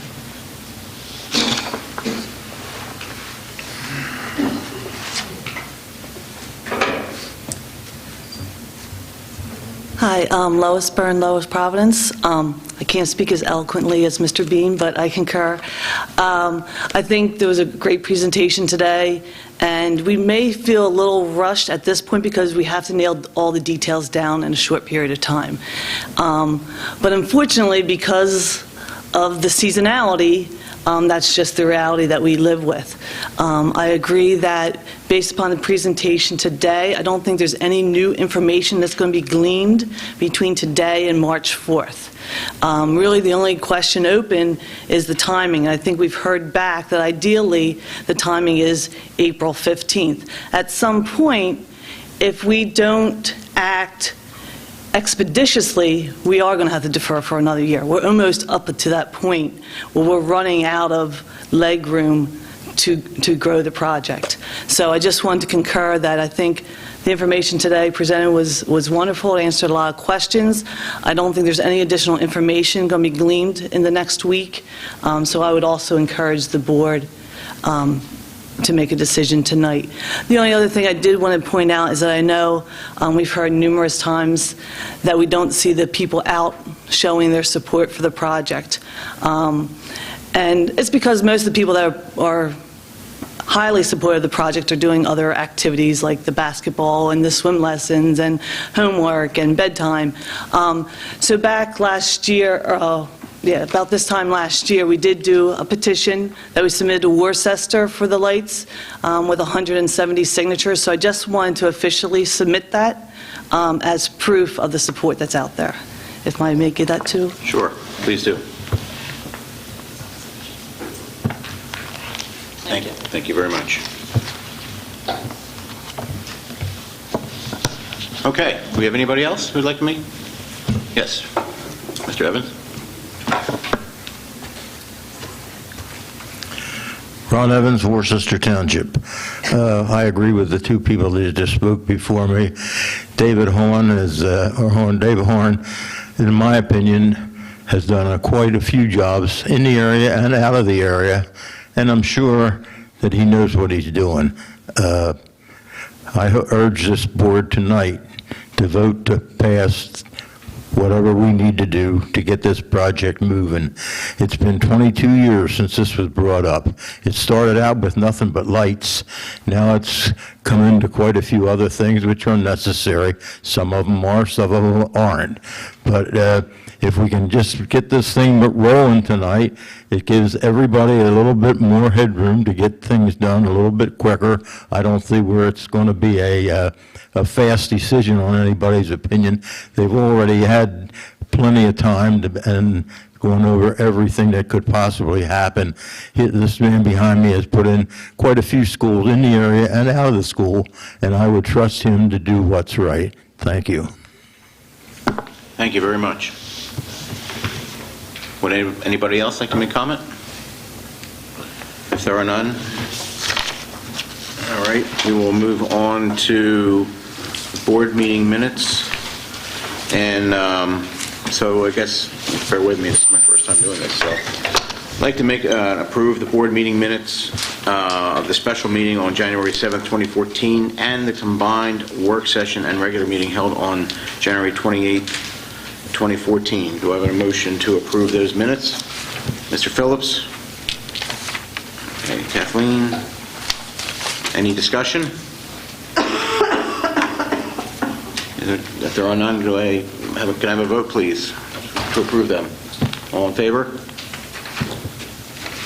It's 9-0. You hear, Christian? Yes. Okay, thank you. All right, so that's 9-0, with Christian voting on the phone. So with that, I'll move to fiscal items. Mr. Whiteleather. Thank you. A couple quick items on for this evening. The first is our monthly list of bills as presented.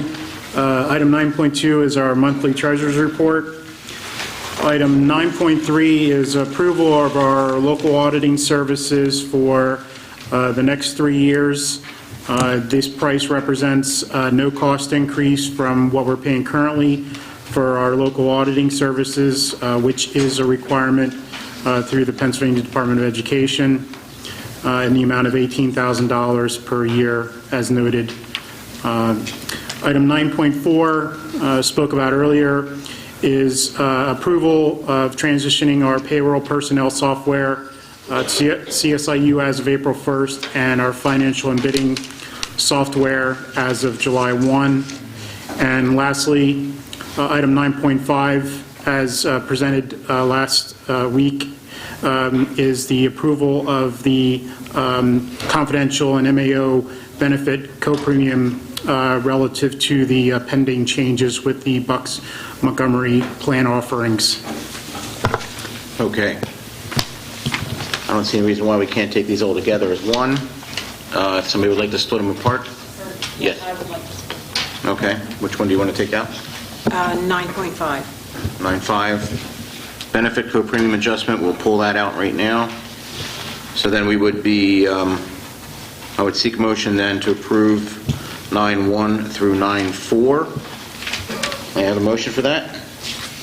Mark? Second, Kathleen? Any discussion? Don't have any discussion. Okay, can I have a vote, please? All in favor of 9.1 through 9.4? Christian? Aye. Okay, so that's 9-0. 9.5, the benefit co-premium adjustment. And again, I'll read this out again. To approve the confidential and MAO benefit co-premium adjustment to MEA contributions effective July 1st, 2013. This is due to pending changes with Bucks Montco planned offerings. I'm going to make a motion to pass this one. Do I have a motion? Kim, do I have a second? Kathleen? Okay, open up for discussion on this one. I'd like to just make the comment that this is an additional cost to the district. We do have agreements in place, and we are not getting anything in return for it, and so I would be opposed to it. Any other discussions on this? And do we know what those costs are going to be? We calculate those costs to be approximately $15,000. Those costs would be covered by the change in the premium share of the medical insurance. The RX, yes. The prescription. Yeah, prescription. Dr. Zerbe, is that $15,000 a year or in total? That's the adjustment between, the adjustment for this year. The district would be required then, as part of the change in the Montco, in the Bucks Montco plan, to pay those additional costs in future years as per the terms of the existing agreements. This is the Me Too. Okay, any more discussion on this? All right, then I'll call a vote for this. All in favor of 9.5 benefit co-premium adjustments? Yes. 1, 2, 3, 4, 5. Do I see 5? Double check, I don't see hands. All those against? Can we just recite for the record the 5 left? Okay, I'm going to do this as a roll call vote, please. So I'm going to do this as a roll call vote, please. I'll start with Brenda. No. Mrs. Shackelford? I vote no also. Kathleen? Yes. I am voting yes. Mrs. Petrakis? Or Christian? Keep forgetting you're there, Christian. Christian, we're doing a roll call vote on this one. Yes. Joyce? No. Jim? No. Kim? Yes. Mark? So that gives me 1, 2, 3, 4 noes, or 4 yeses, and 1, 2, 3, 4, 5 noes. 9.5 does not pass. Okay?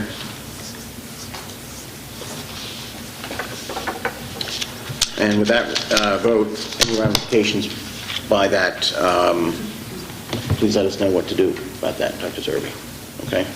The ramifications are this: we will continue to move forward with doing the co-premium adjustments for all the employees, with the exception of the administrators and with the exception of the confidential secretaries in the district. Those would be the only 2 units that are not impacted by the change until such time that the Bucksbaum County, Bucksbaum plan offerings as of July 1, 2014 change, and therefore then their payments will change at that time only.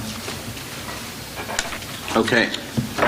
With that, we'll move on to number 10, personnel items. Mr. Harney, but he's not here, Yes, so... Mr. Harney is unfortunately dealing with a personal issue at this moment, and I will fill in for him. Item 10.1, there are no items under 10.1. Items 10.2, accept the resignation of Albert Simpson, bus driver, effective February 19th. Item 10.3, employment, nothing under that. Item 10.4, employment classified. Approve the employment of Joseph Blisshock, bus driver, and employ the employment of Frank Dolan, bus driver, and employ the employment of Sally Ann McLaughlin, bus driver, as listed there in item 10.4. 10.5, no items. 10.6, no items. 10.7, classified, approve the changes of status for Sharon Rose as listed. The second item there, approve the change of status for Audrey Zeely as listed. 10.8, uncompensated leave for professional. There are 3 items there. I ask that the board approve the uncompensated leave of absence for a period of disability for Megan Johnson. I ask the approval of uncompensated leave for the absence following a period of disability for Kristen Pearson, and also for Sarah Rapport. Item 10.9, uncompensated leave classified. Item 10, no items there. 10.10, supplemental contracts. As listed, there's 3 items. Approve the supplemental contract for Daniel McDonough as listed. Approve the supplemental contract for Scott Engel as listed. And approve the supplemental contracts for the attached list of spring coaches in the amount of $110,595.84, effective 2013-2014. Item 10.11, community education, approve the addition of Ashley Lewis as a lifeguard as listed. 10.12, classified substitute, approve the bus aid as listed. And item 10.13, volunteers, approve the attached list of volunteers at board policy 916. And under 914, there are no advertisements. Okay. Unless I hear otherwise, I guess we can take all these in one shot. Anybody have any objections to that? Okay. May I have a motion to approve all the items 10.1 through 10.13, since there's no advisements? May I have a motion for that, please? Jim? Second? Maria? All in favor? Christian? Christian, yes? Okay, so that's, I believe, any opposed? It's a 9-0 vote. All right, programs. Dr. Zerbe. I have no items for programs. All right, with that, we'll move on to policy. Dr. Zerbe. I have listed there, item 12.1 is the first reading of policy 011, board governance standards and code of conduct, for board review as well as for the public review. I also have for second reading the listing of 9 policies. One that I've asked to bring to the attention of the board, policy number 800, records management. Are there questions from the board regarding records management at this time?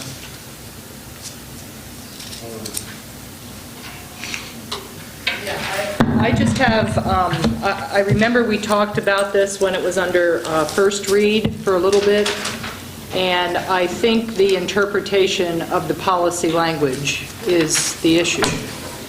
And as I read, the email messages and attachments that do not meet the definition of records shall be deleted every 2 years. So, the records, as defined by the policy, are any activity or business that has to do with the district.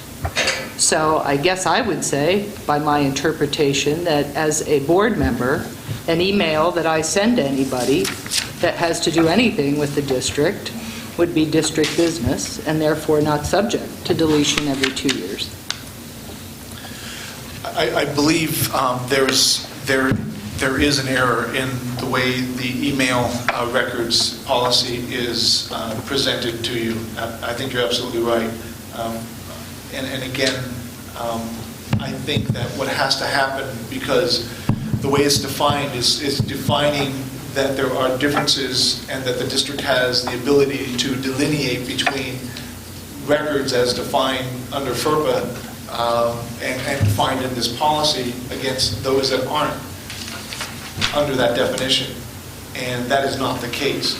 And so therefore, the district's not capable of deleting or not deleting those records that don't, or those emails or messages or communications that are not consistent with the definition. So my recommendation at this point, if the board so approves, is to send this policy back to the policy committee for language improvements related to my recommendation, because whether or not we want to determine what the word record stands for here, we just do not have the technical capability to differentiate between any emails. So all emails, therefore, must be held to the same level in regards to deletion or not deletion. So let us take that back and we'll have a discussion on that.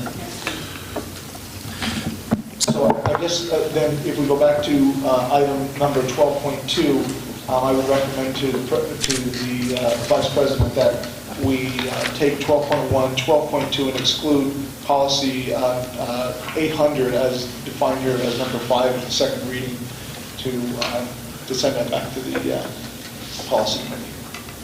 Okay. You take 12.1 separately?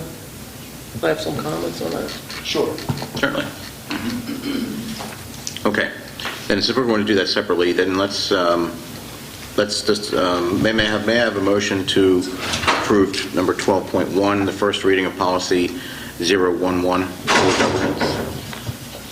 Jim? We don't vote. We don't vote on that one. That's the first reading, I'm sorry. Okay. Then the second reading, these we do have to vote on, correct? Yes. Yep. So let's make the motion on all but numbers 5. We have to have a motion first, and then we can have comments on these. And then they can vote yes or no on them. So let's open it up. Please, may I have a motion, please, to approve numbers 1, 2, 3, 4, 6, 7, 8, 9 is listed under 12.2. Do I have a motion for that? Jim, second. Joyce? Now open it up to board comments, questions. I don't have a question on that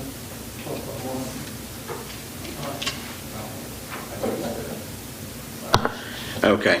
Then let's have a vote, please, on 12.2. May I have all in favor of 12.2, so we have a motion, or unless there's any other comments on that? Just that maybe on 12.25, since we're not going to, maybe during the work session, we can discuss that as a board, being that it involves all our emails and stuff like that. I also think that would be a good idea, maybe to run some language by our solicitor as well on that, as far as these definitions go. We had already had some conversation, and it went back to the policy committee. I think it's just a question of the language at this point to be presented again. And then once the committee makes those recommended changes, then the board can address it as they would typically address those changes. That's so fine. They'll go back to committee. It would then go for 2 readings. Yep. Okay. That's fine. All right, then, can I have All in favor of 12.2, please, the second reading of these policies? All in favor? All opposed? Christian, yes? All right, so that's 9-0. It's 9-0 on those policies. Now, before we move on, the first reading, Maria, question. Yeah, this policy 011, when I was on the board with Mrs. Woodring, we had put it aside. We had spoken with Dr. Miller when he was here, and he suggested that we hold this policy until the new superintendent came on board. And we did mention and talk with Dr. Zerby when he first came on board, but this policy is a really good policy. However, it needs to be talked about from the board because there are a lot of things in this policy that this board does not do. So that's why we held it back from putting it on to be approved until the whole board as a whole had a chance to really get together at a retreat or something and really get into this policy. Because I said it is a great policy. Unfortunately, the board doesn't do half of the things that the policy says. Okay. So, Policy Committee has reviewed this policy, right? Yes. All right, so we're now presenting it to the board? Actually, what happened was the PSBA we did the reaffirmation of the PSBA standards, and it was basically exactly the same as our policy 011, with the exception that there were some additions to it. And since our board reaffirmed the PSBA standards, we just made the policy conform to the PSBA standard. Okay. So perhaps, I don't know, we can fit it into a work session at some point before we do a final vote on it, if there seems to be enough discussion regarding it? I think we can do that. We can have it on the table as an item, as it would come up in the work session at our March work session meeting. Okay, good. All right, since we're out of policy, we're going to go into number 13, other. Dr. Zerby. Item 13.1, revised 2013-14 school calendar.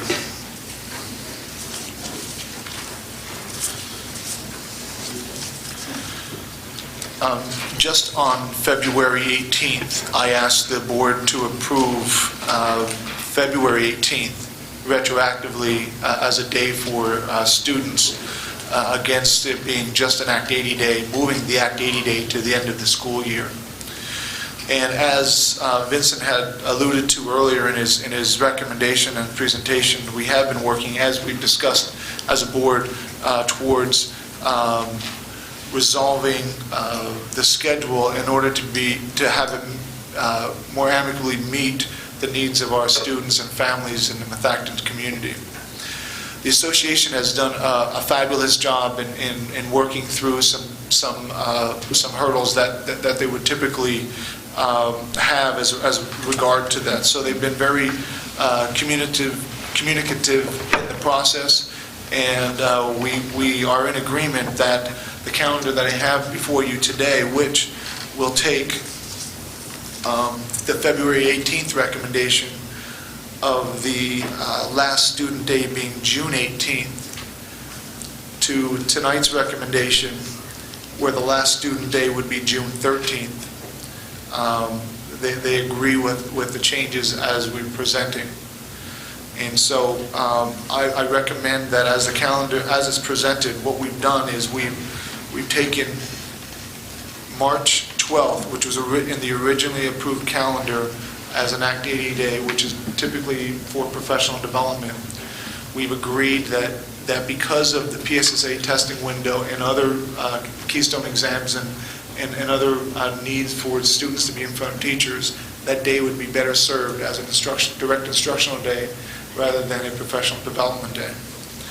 We then also looked at May 20th, which originally was in an approved calendar as a holiday, and as part of the negotiations has now no longer technically a holiday. Therefore, we've agreed and recommend that May 20th be a day that we use for direct student instruction.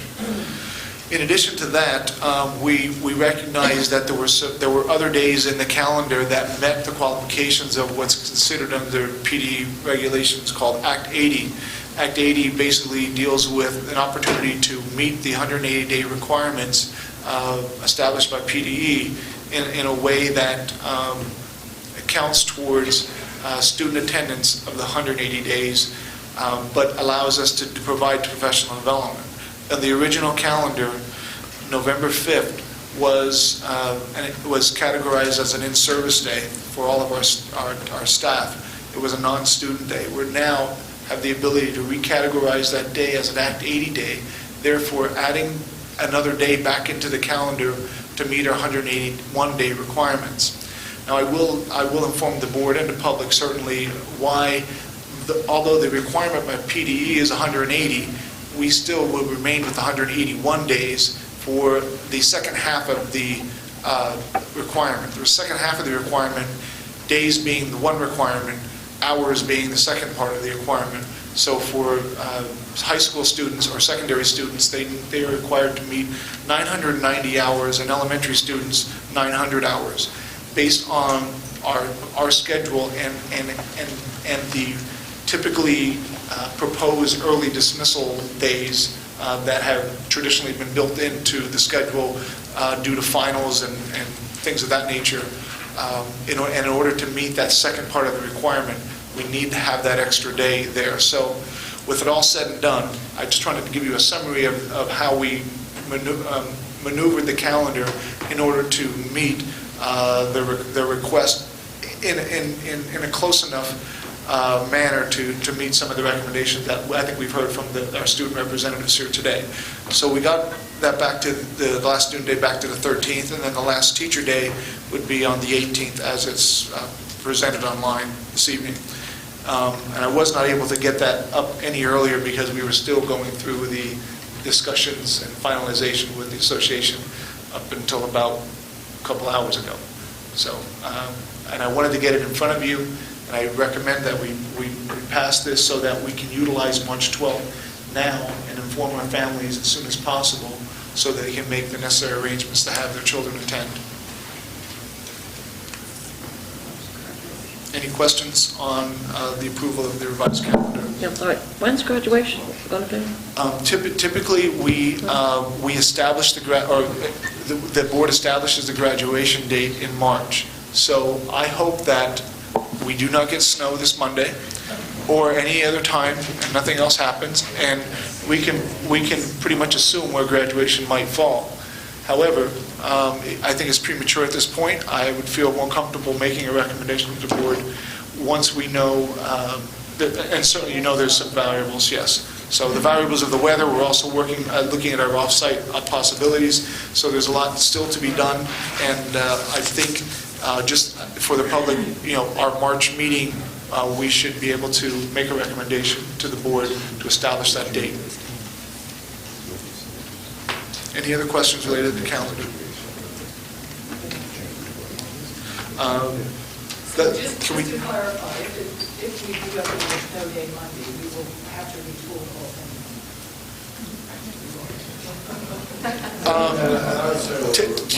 I have. There are other options to me at this point. Okay,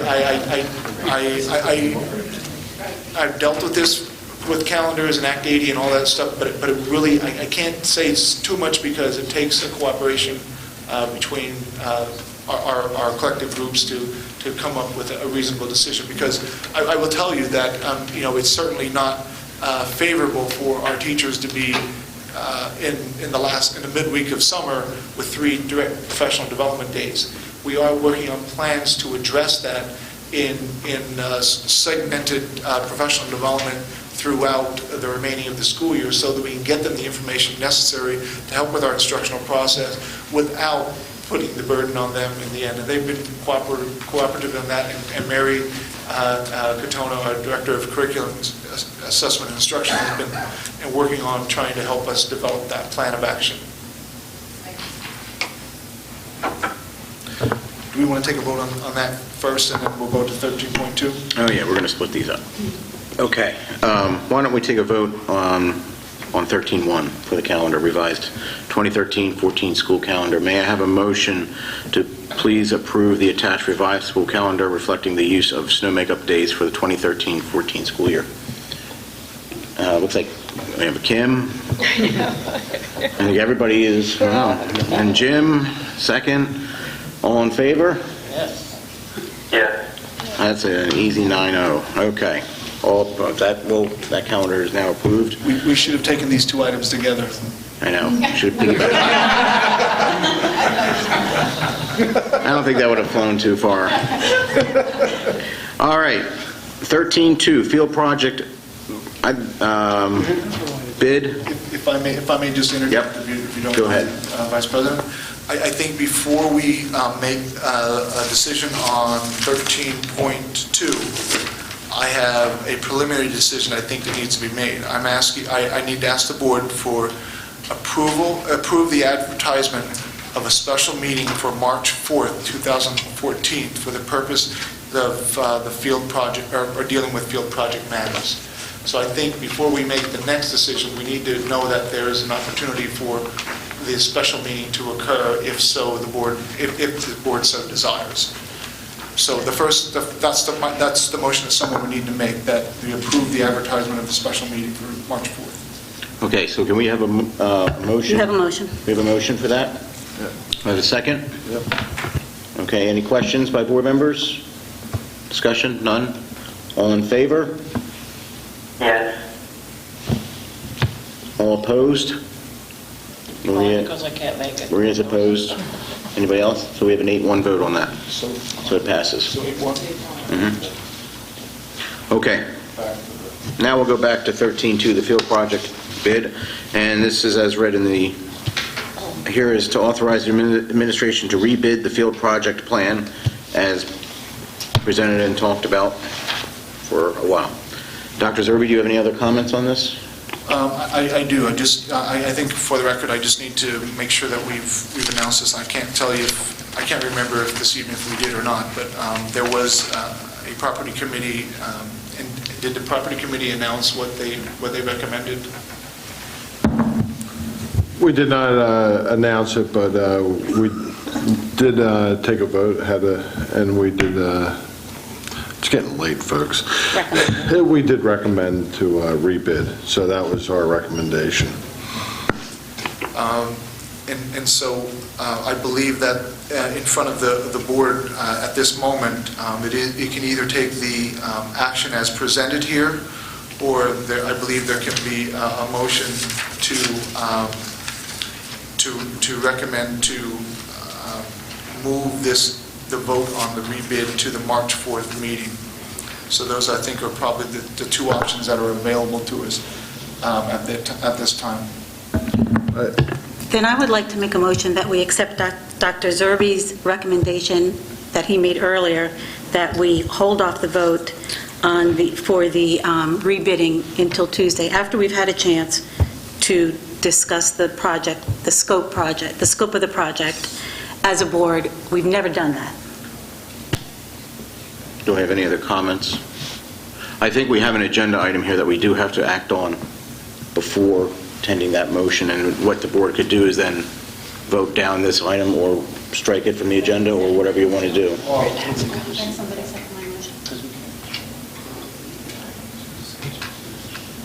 Does somebody want a second? Brenda seconds? Okay. So we have a motion on the floor or on the table, however you want to look at it. It is getting, it's 10:15, so I'm starting to fade, so. Just one second. I just want to make sure we're doing this properly. You had a motion that was made with respect to the agenda item, and then you had a second of that agenda item. Yep. Motion, is that correct? And that motion was to postpone the vote of 13-2. No, the motion was to accept Dr. Zerbe's recommendation as stated earlier, which does include... Which postpones this vote and moves it to March 4th. Correct. Okay. So just to be clear... The agenda item says authorize the administration to rebid the field project, which is not what you're doing by that motion. You can do it either way. but they're not the same. In other words, you either want to vote it next week, or you want to authorize the administration to rebid the field project plan, and that authorization would be tonight. So whichever way you want to do it, make that motion, and then second that motion. Well, we have a motion on the floor now that Joyce, would you please repeat your motion so I can get it straight? Yeah, I'd like to move that the board approve the recommendation and accept the recommendation and approve the recommendation of Dr. Zerbe for a March 4th meeting, which moves the voting of the rebidding to that evening, to that meeting. Okay. The reason I'm making this motion, okay. All right, I got a second. And if it doesn't, and if there's no second, it dies, correct? But there is a second. But Brenda did the second. Go ahead, I'm sorry. Okay, well then he has to. Okay, then I'll call now for any comments by the board on this motion. I do have comments. Okay, let's do Christian first, please. Go ahead, Christian. Well, I know that Dr. Zerbe had recommended moving the vote to next week's special meeting. He and I discussed that earlier. But I just want to clarify, Dr. Zerbe, that was done because there have been board members that had expressed concerns about timing. Your preference would still be to have, or maybe you can confirm what your preference would be around timing of the rebid.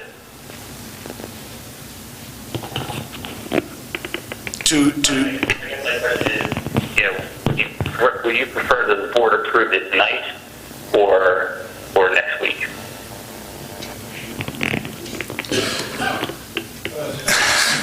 Wants to know what your preference is, tonight or next week? I think, I mean, my preference is, and I've explained this at several points throughout this evening, I certainly do not want to put any undue pressure on the board to make a decision they're not comfortable with. However, it does do several things. By approving it tonight, it does give the contractors an extra week. It gives us 2 extra days. Doesn't sound like a lot, but it can be a lot of availability. And I just wanted to make sure that when going into this, and the reason for the recommendation is to give the board opportunity to ask any additional questions that they may have. But if they feel comfortable moving forward this evening, then they should do so. Because my recommendation is that we can't stop the process here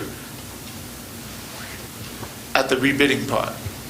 If we stop the process because of prices not coming in to where we think they're affordable, it's done at the acceptance of the bid, not at the acceptance or the authorization of the rebid.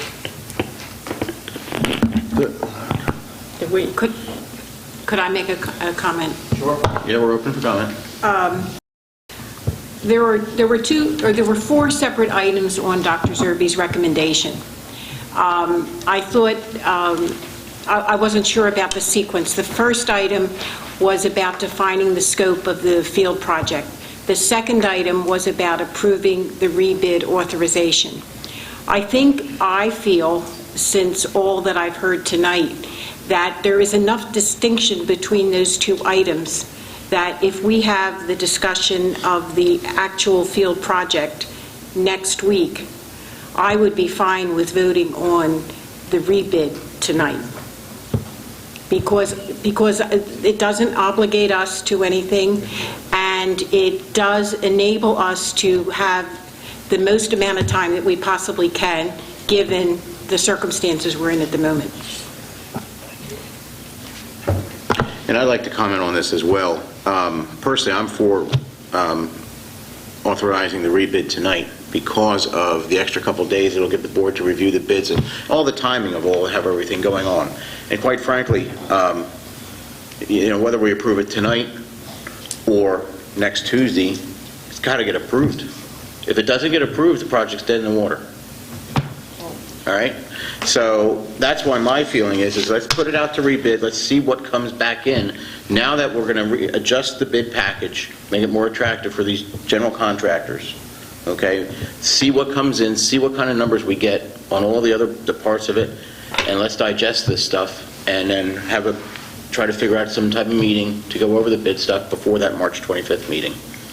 Okay? Now I know there's questions about the board wanting to wait until next Tuesday to talk about this some more and to go over some more. I just don't see the benefit and the gain of waiting a couple more days, given the fact that you're waiting 5 or 6 days, and then you're losing a week of time to bid, losing 2 days for the board to review data. And let's all face it, you're looking now you're in a weekend, too, to reviewing this stuff. That means administration's got to get everything to us, ideally, by a Friday. It gives them like 2-3 days to look at all this data. So, I don't know, this is just my plan, my feelings about this whole thing, and I understand where Joyce is coming from with this, but my feeling is that we should vote on it tonight. So, let's keep it open for... Is this still open to the public to talk yet? Now, I agree, Herb. I think I want to vote on it tonight. I would vote on it tonight to rebid. Same here. It's not going tonight versus next Tuesday is not going to change the difference in the bid package, and we're just going to lose time. Yeah, Herb, sorry, I wasn't clear before, but my part is just to vote to approve the bids tonight. I think I agree with what Brenda said, and I agree with Jim's comments earlier. You know what, this board has never discussed this project as a board. Since the beginning of the project itself, which was back in 2011, I think, as you had indicated, there's been several changes on the board. So as a board, we've never shared our thoughts with each other. And there was a member of the audience who said that what other additional information could be gleaned? Well, it's this. I don't know what my fellow board members are thinking, and I would like to know what their thoughts are. The public doesn't know what the board is thinking. I would like to hear their comment, the public's comment, back to us after they hear what they're thinking. Mr. Beam pointed out that Mr. Horn is well qualified, and I absolutely agree with him. So I think that Mr. Horn can certainly get together all the numbers once the bid comes in a timely manner.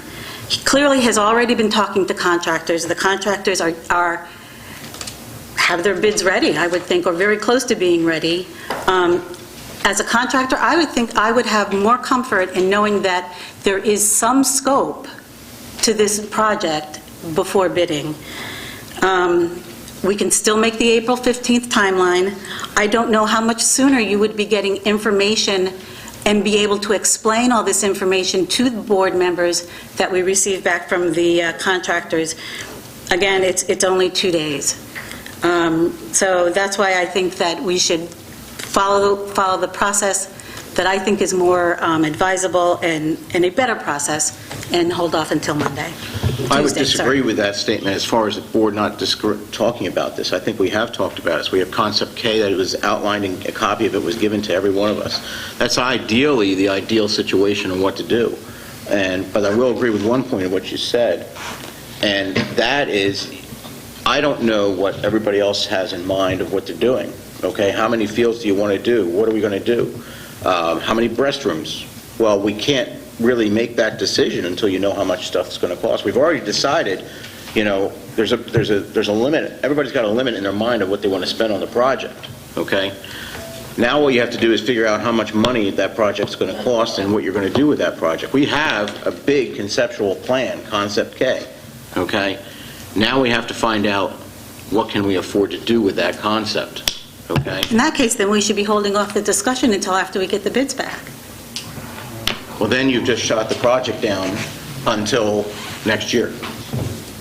Yeah, I think, Joyce, I disagree in that we don't have a scope. I mean, we know what the entire project everything could look like, fields, lights, everything. We know that. What we don't know is what of that we're going to do. And so when we get bids for everything, to Jim's point and the point Herb just made, we'll get bids on everything. We'll get the cost of everything, and then we can make an informed decision based on the wants of the board members, of the public, and the cost of each individual component. Okay, but we're not going to have these costs until... You know what the maximum of the project's going to be. But we're not going to have these costs to us till the 25th, so then we're going to have to postpone our decision or our discussion?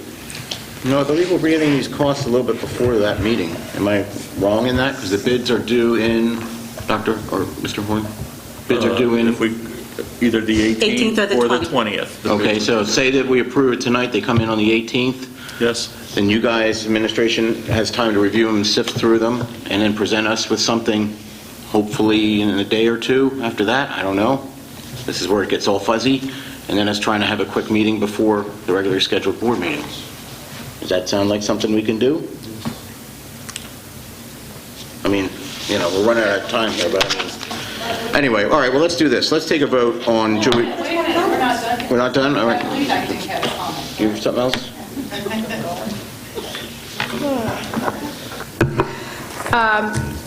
I will say that coming into this evening, I was prepared to vote no.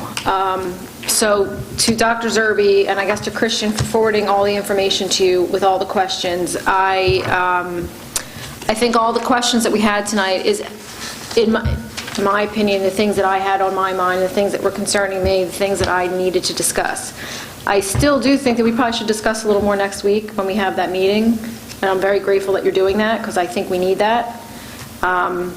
But based on Mr. Horn's answers to all the questions that we had, and your answers to all the questions that we had, and the fact that you did say that you've spoken with the athletic department and that this is a plan that they're well aware of and able to handle, I do think that I will be voting to move forward with the bids.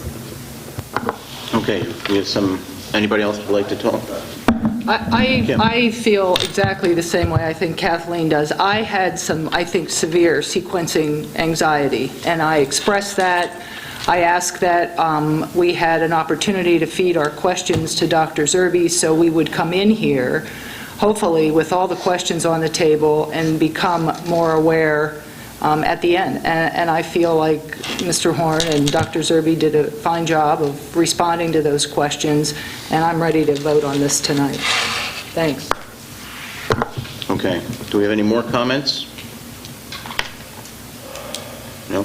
Okay, well, we have a motion on the table, which we have to take care of first before we can get to the motion or get to 13.2. Is that correct? Yes, the Okay. motion on the table is to vote next week. Right, essentially to vote. Unless Joyce wants to withdraw that based on No, I don't. board comments. All right, then I'm going to do a roll call vote on this, only because, Christian, since you're not here, so you can hear what we're doing. All right, then I will have a vote, I will call for a roll call vote on Joyce's motion. Mark? Which is to wait. Which is to wait till next week, to vote on the rebid till next week. Kim? No. Jim? No. Joyce? Yes. Christian? No. I vote no. Kathleen? No. Maria? No. Brenda? Yeah. Okay, the noes have it by a 7-2 vote. Okay, so that motion is not approved. Well, then, I will then ask for a motion on 13.2 to authorize the administration to rebid the field project plan tonight. So moved. Christian, second. Maria?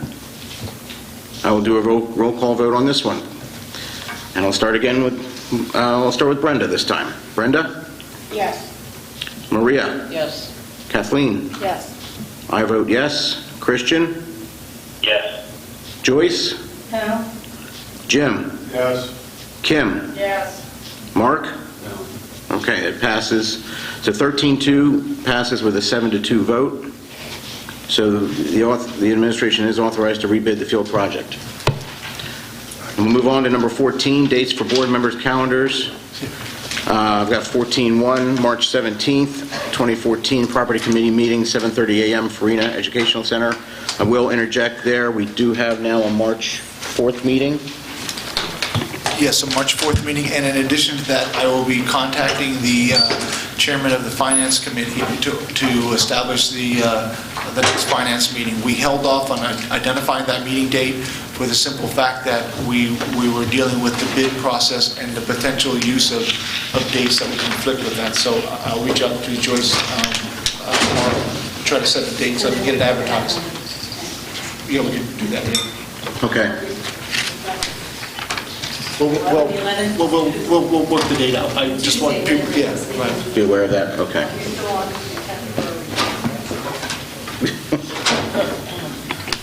We are working to, we've gotten suggestions. The question on the floor is, are we still on target for a retreat? We're trying to plan a board retreat where it's for March 10th.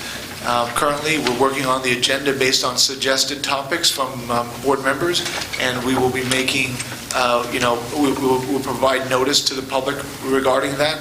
Some of the items on that, for that particular retreat could be public items, and some of those items could be executive session items, so we'll make that known to the public when the final date is set and the agenda is set, because I was informed that the agenda would help drive whether or not the date is confirmed with everyone.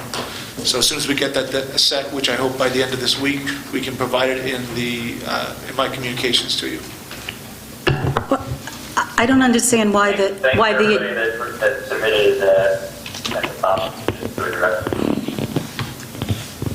I don't understand why what's on the agenda will dictate whether a board member is able to attend or not, but that's neither here nor there. If we could schedule this as quickly as possible, because as I indicated in my home and school report, there is a district council meeting on the 10th. And of course, our first obligation would be to attend the retreat, but if there isn't going to be a retreat, then if we could know as quickly as possible. We had the 10th on the calendar, so I thought that we were set there. So I think we were just clarifying if there was anything that we were going to cover on the agenda that would be a public discussion item. But I think the date is set, correct? Well, the date is set, but there was some concern from members of the board about what the agenda would be, and therefore we are planning to identify that agenda and communicate the agenda, and therefore it would solidify the date for all of our members, and then we would advertise that.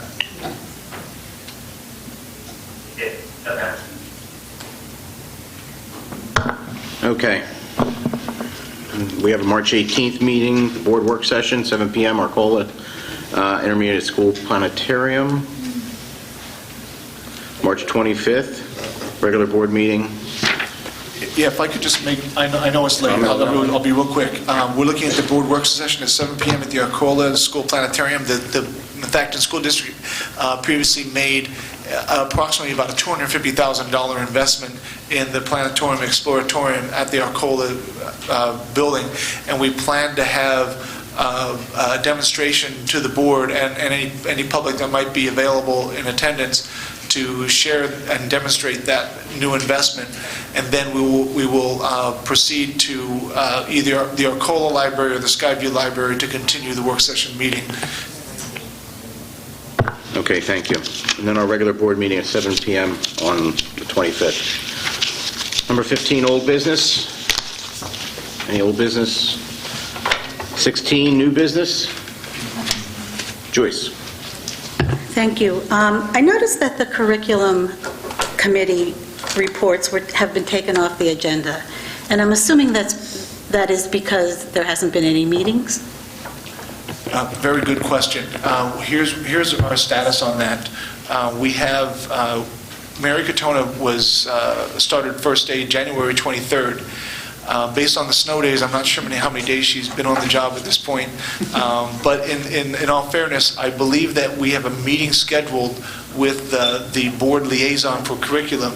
It might be this week sometime, and therefore I'm getting the indication that it's tomorrow. Okay, and then from that point forward, there will be more dialogue, and we will be placing Mary on the agenda for programs and curriculum. Okay, and that's what I was just trying to make sure that it wasn't off of the agenda permanently. No, we're aware of that. We're breaking her in. I understand. That's fine. And the only other new business I have is, I wonder if we might be able to get an update on the new teacher the progress being made with the new teacher evaluation. And that's all I have. We'll take that recommendation and look to see when we can provide it. Any other new business? Courtesy of the floor. Candy.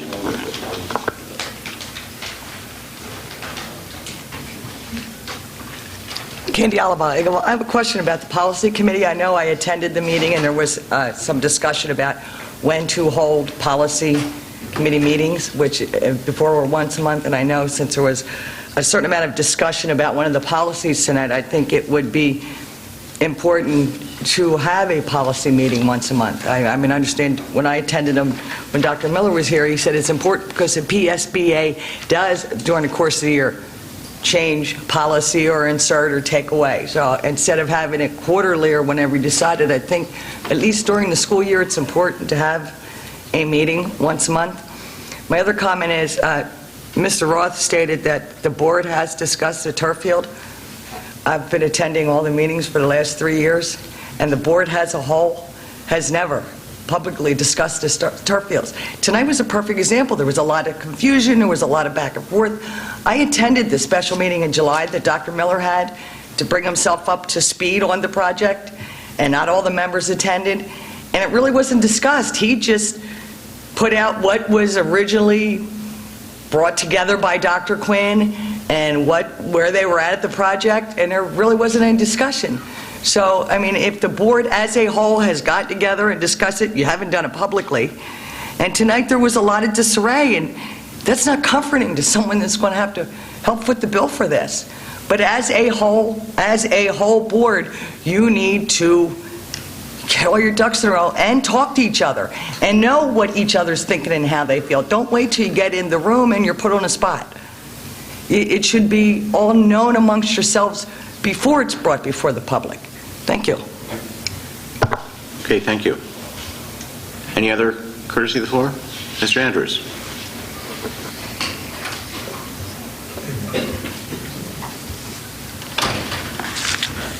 John Andrews, Lower Providence. I haven't seen anyone fall asleep this evening, and you're hanging in pretty good.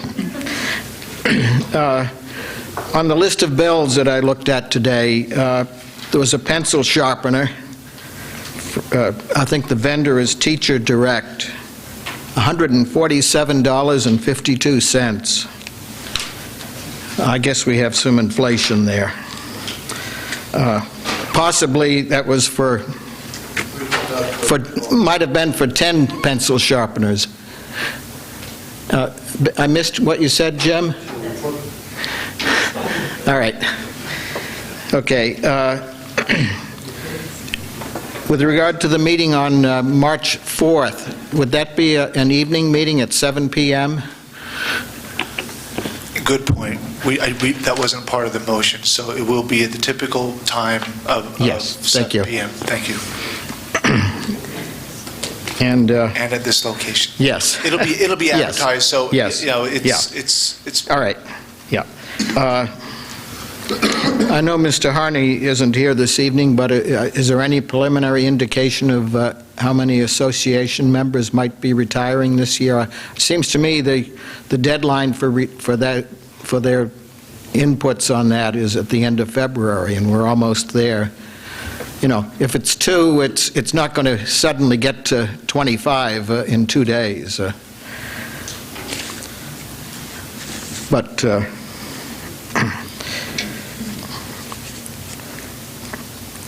and with regard to the Fields project, which has been discussed in several aspects, but not the aspect of scope this evening, I want to reiterate that I think that doing the project over 2 years has a lot of advantages versus doing it in 1 year. For instance, with the Skyview project, the original thought was the contractors would have it done, I think, in February of 2010, and Dr. Quinn knew that there'd be so many things on the fix-up lists that he said, we're not going to move kids around in February and March. We're going to open Skyview in September that year. So there's an instance of where there was quite a few months involved in between the nominal completion date and the date for things to work. Wrap this up, please. And Thank you. so I think that finishes it up. Thank you. Thank you. Any other comments?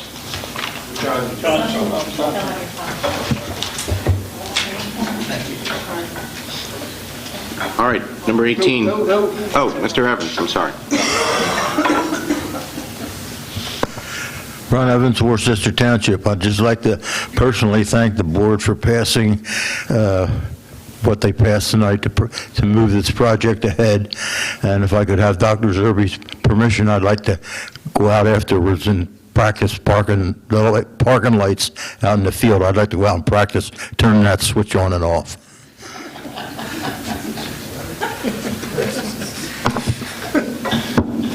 I think the time is affecting us all. All right, any other courtesy of the floor? Questions? Number 18. Do we have any responses to questions? No responses to questions. Communications, Mrs. Lynch. Nothing? All right. And may I have a motion to adjourn this meeting? Mr. Phillips, second. Maria, all in favor? Please say aye. Aye. Thank you. Good night, everyone.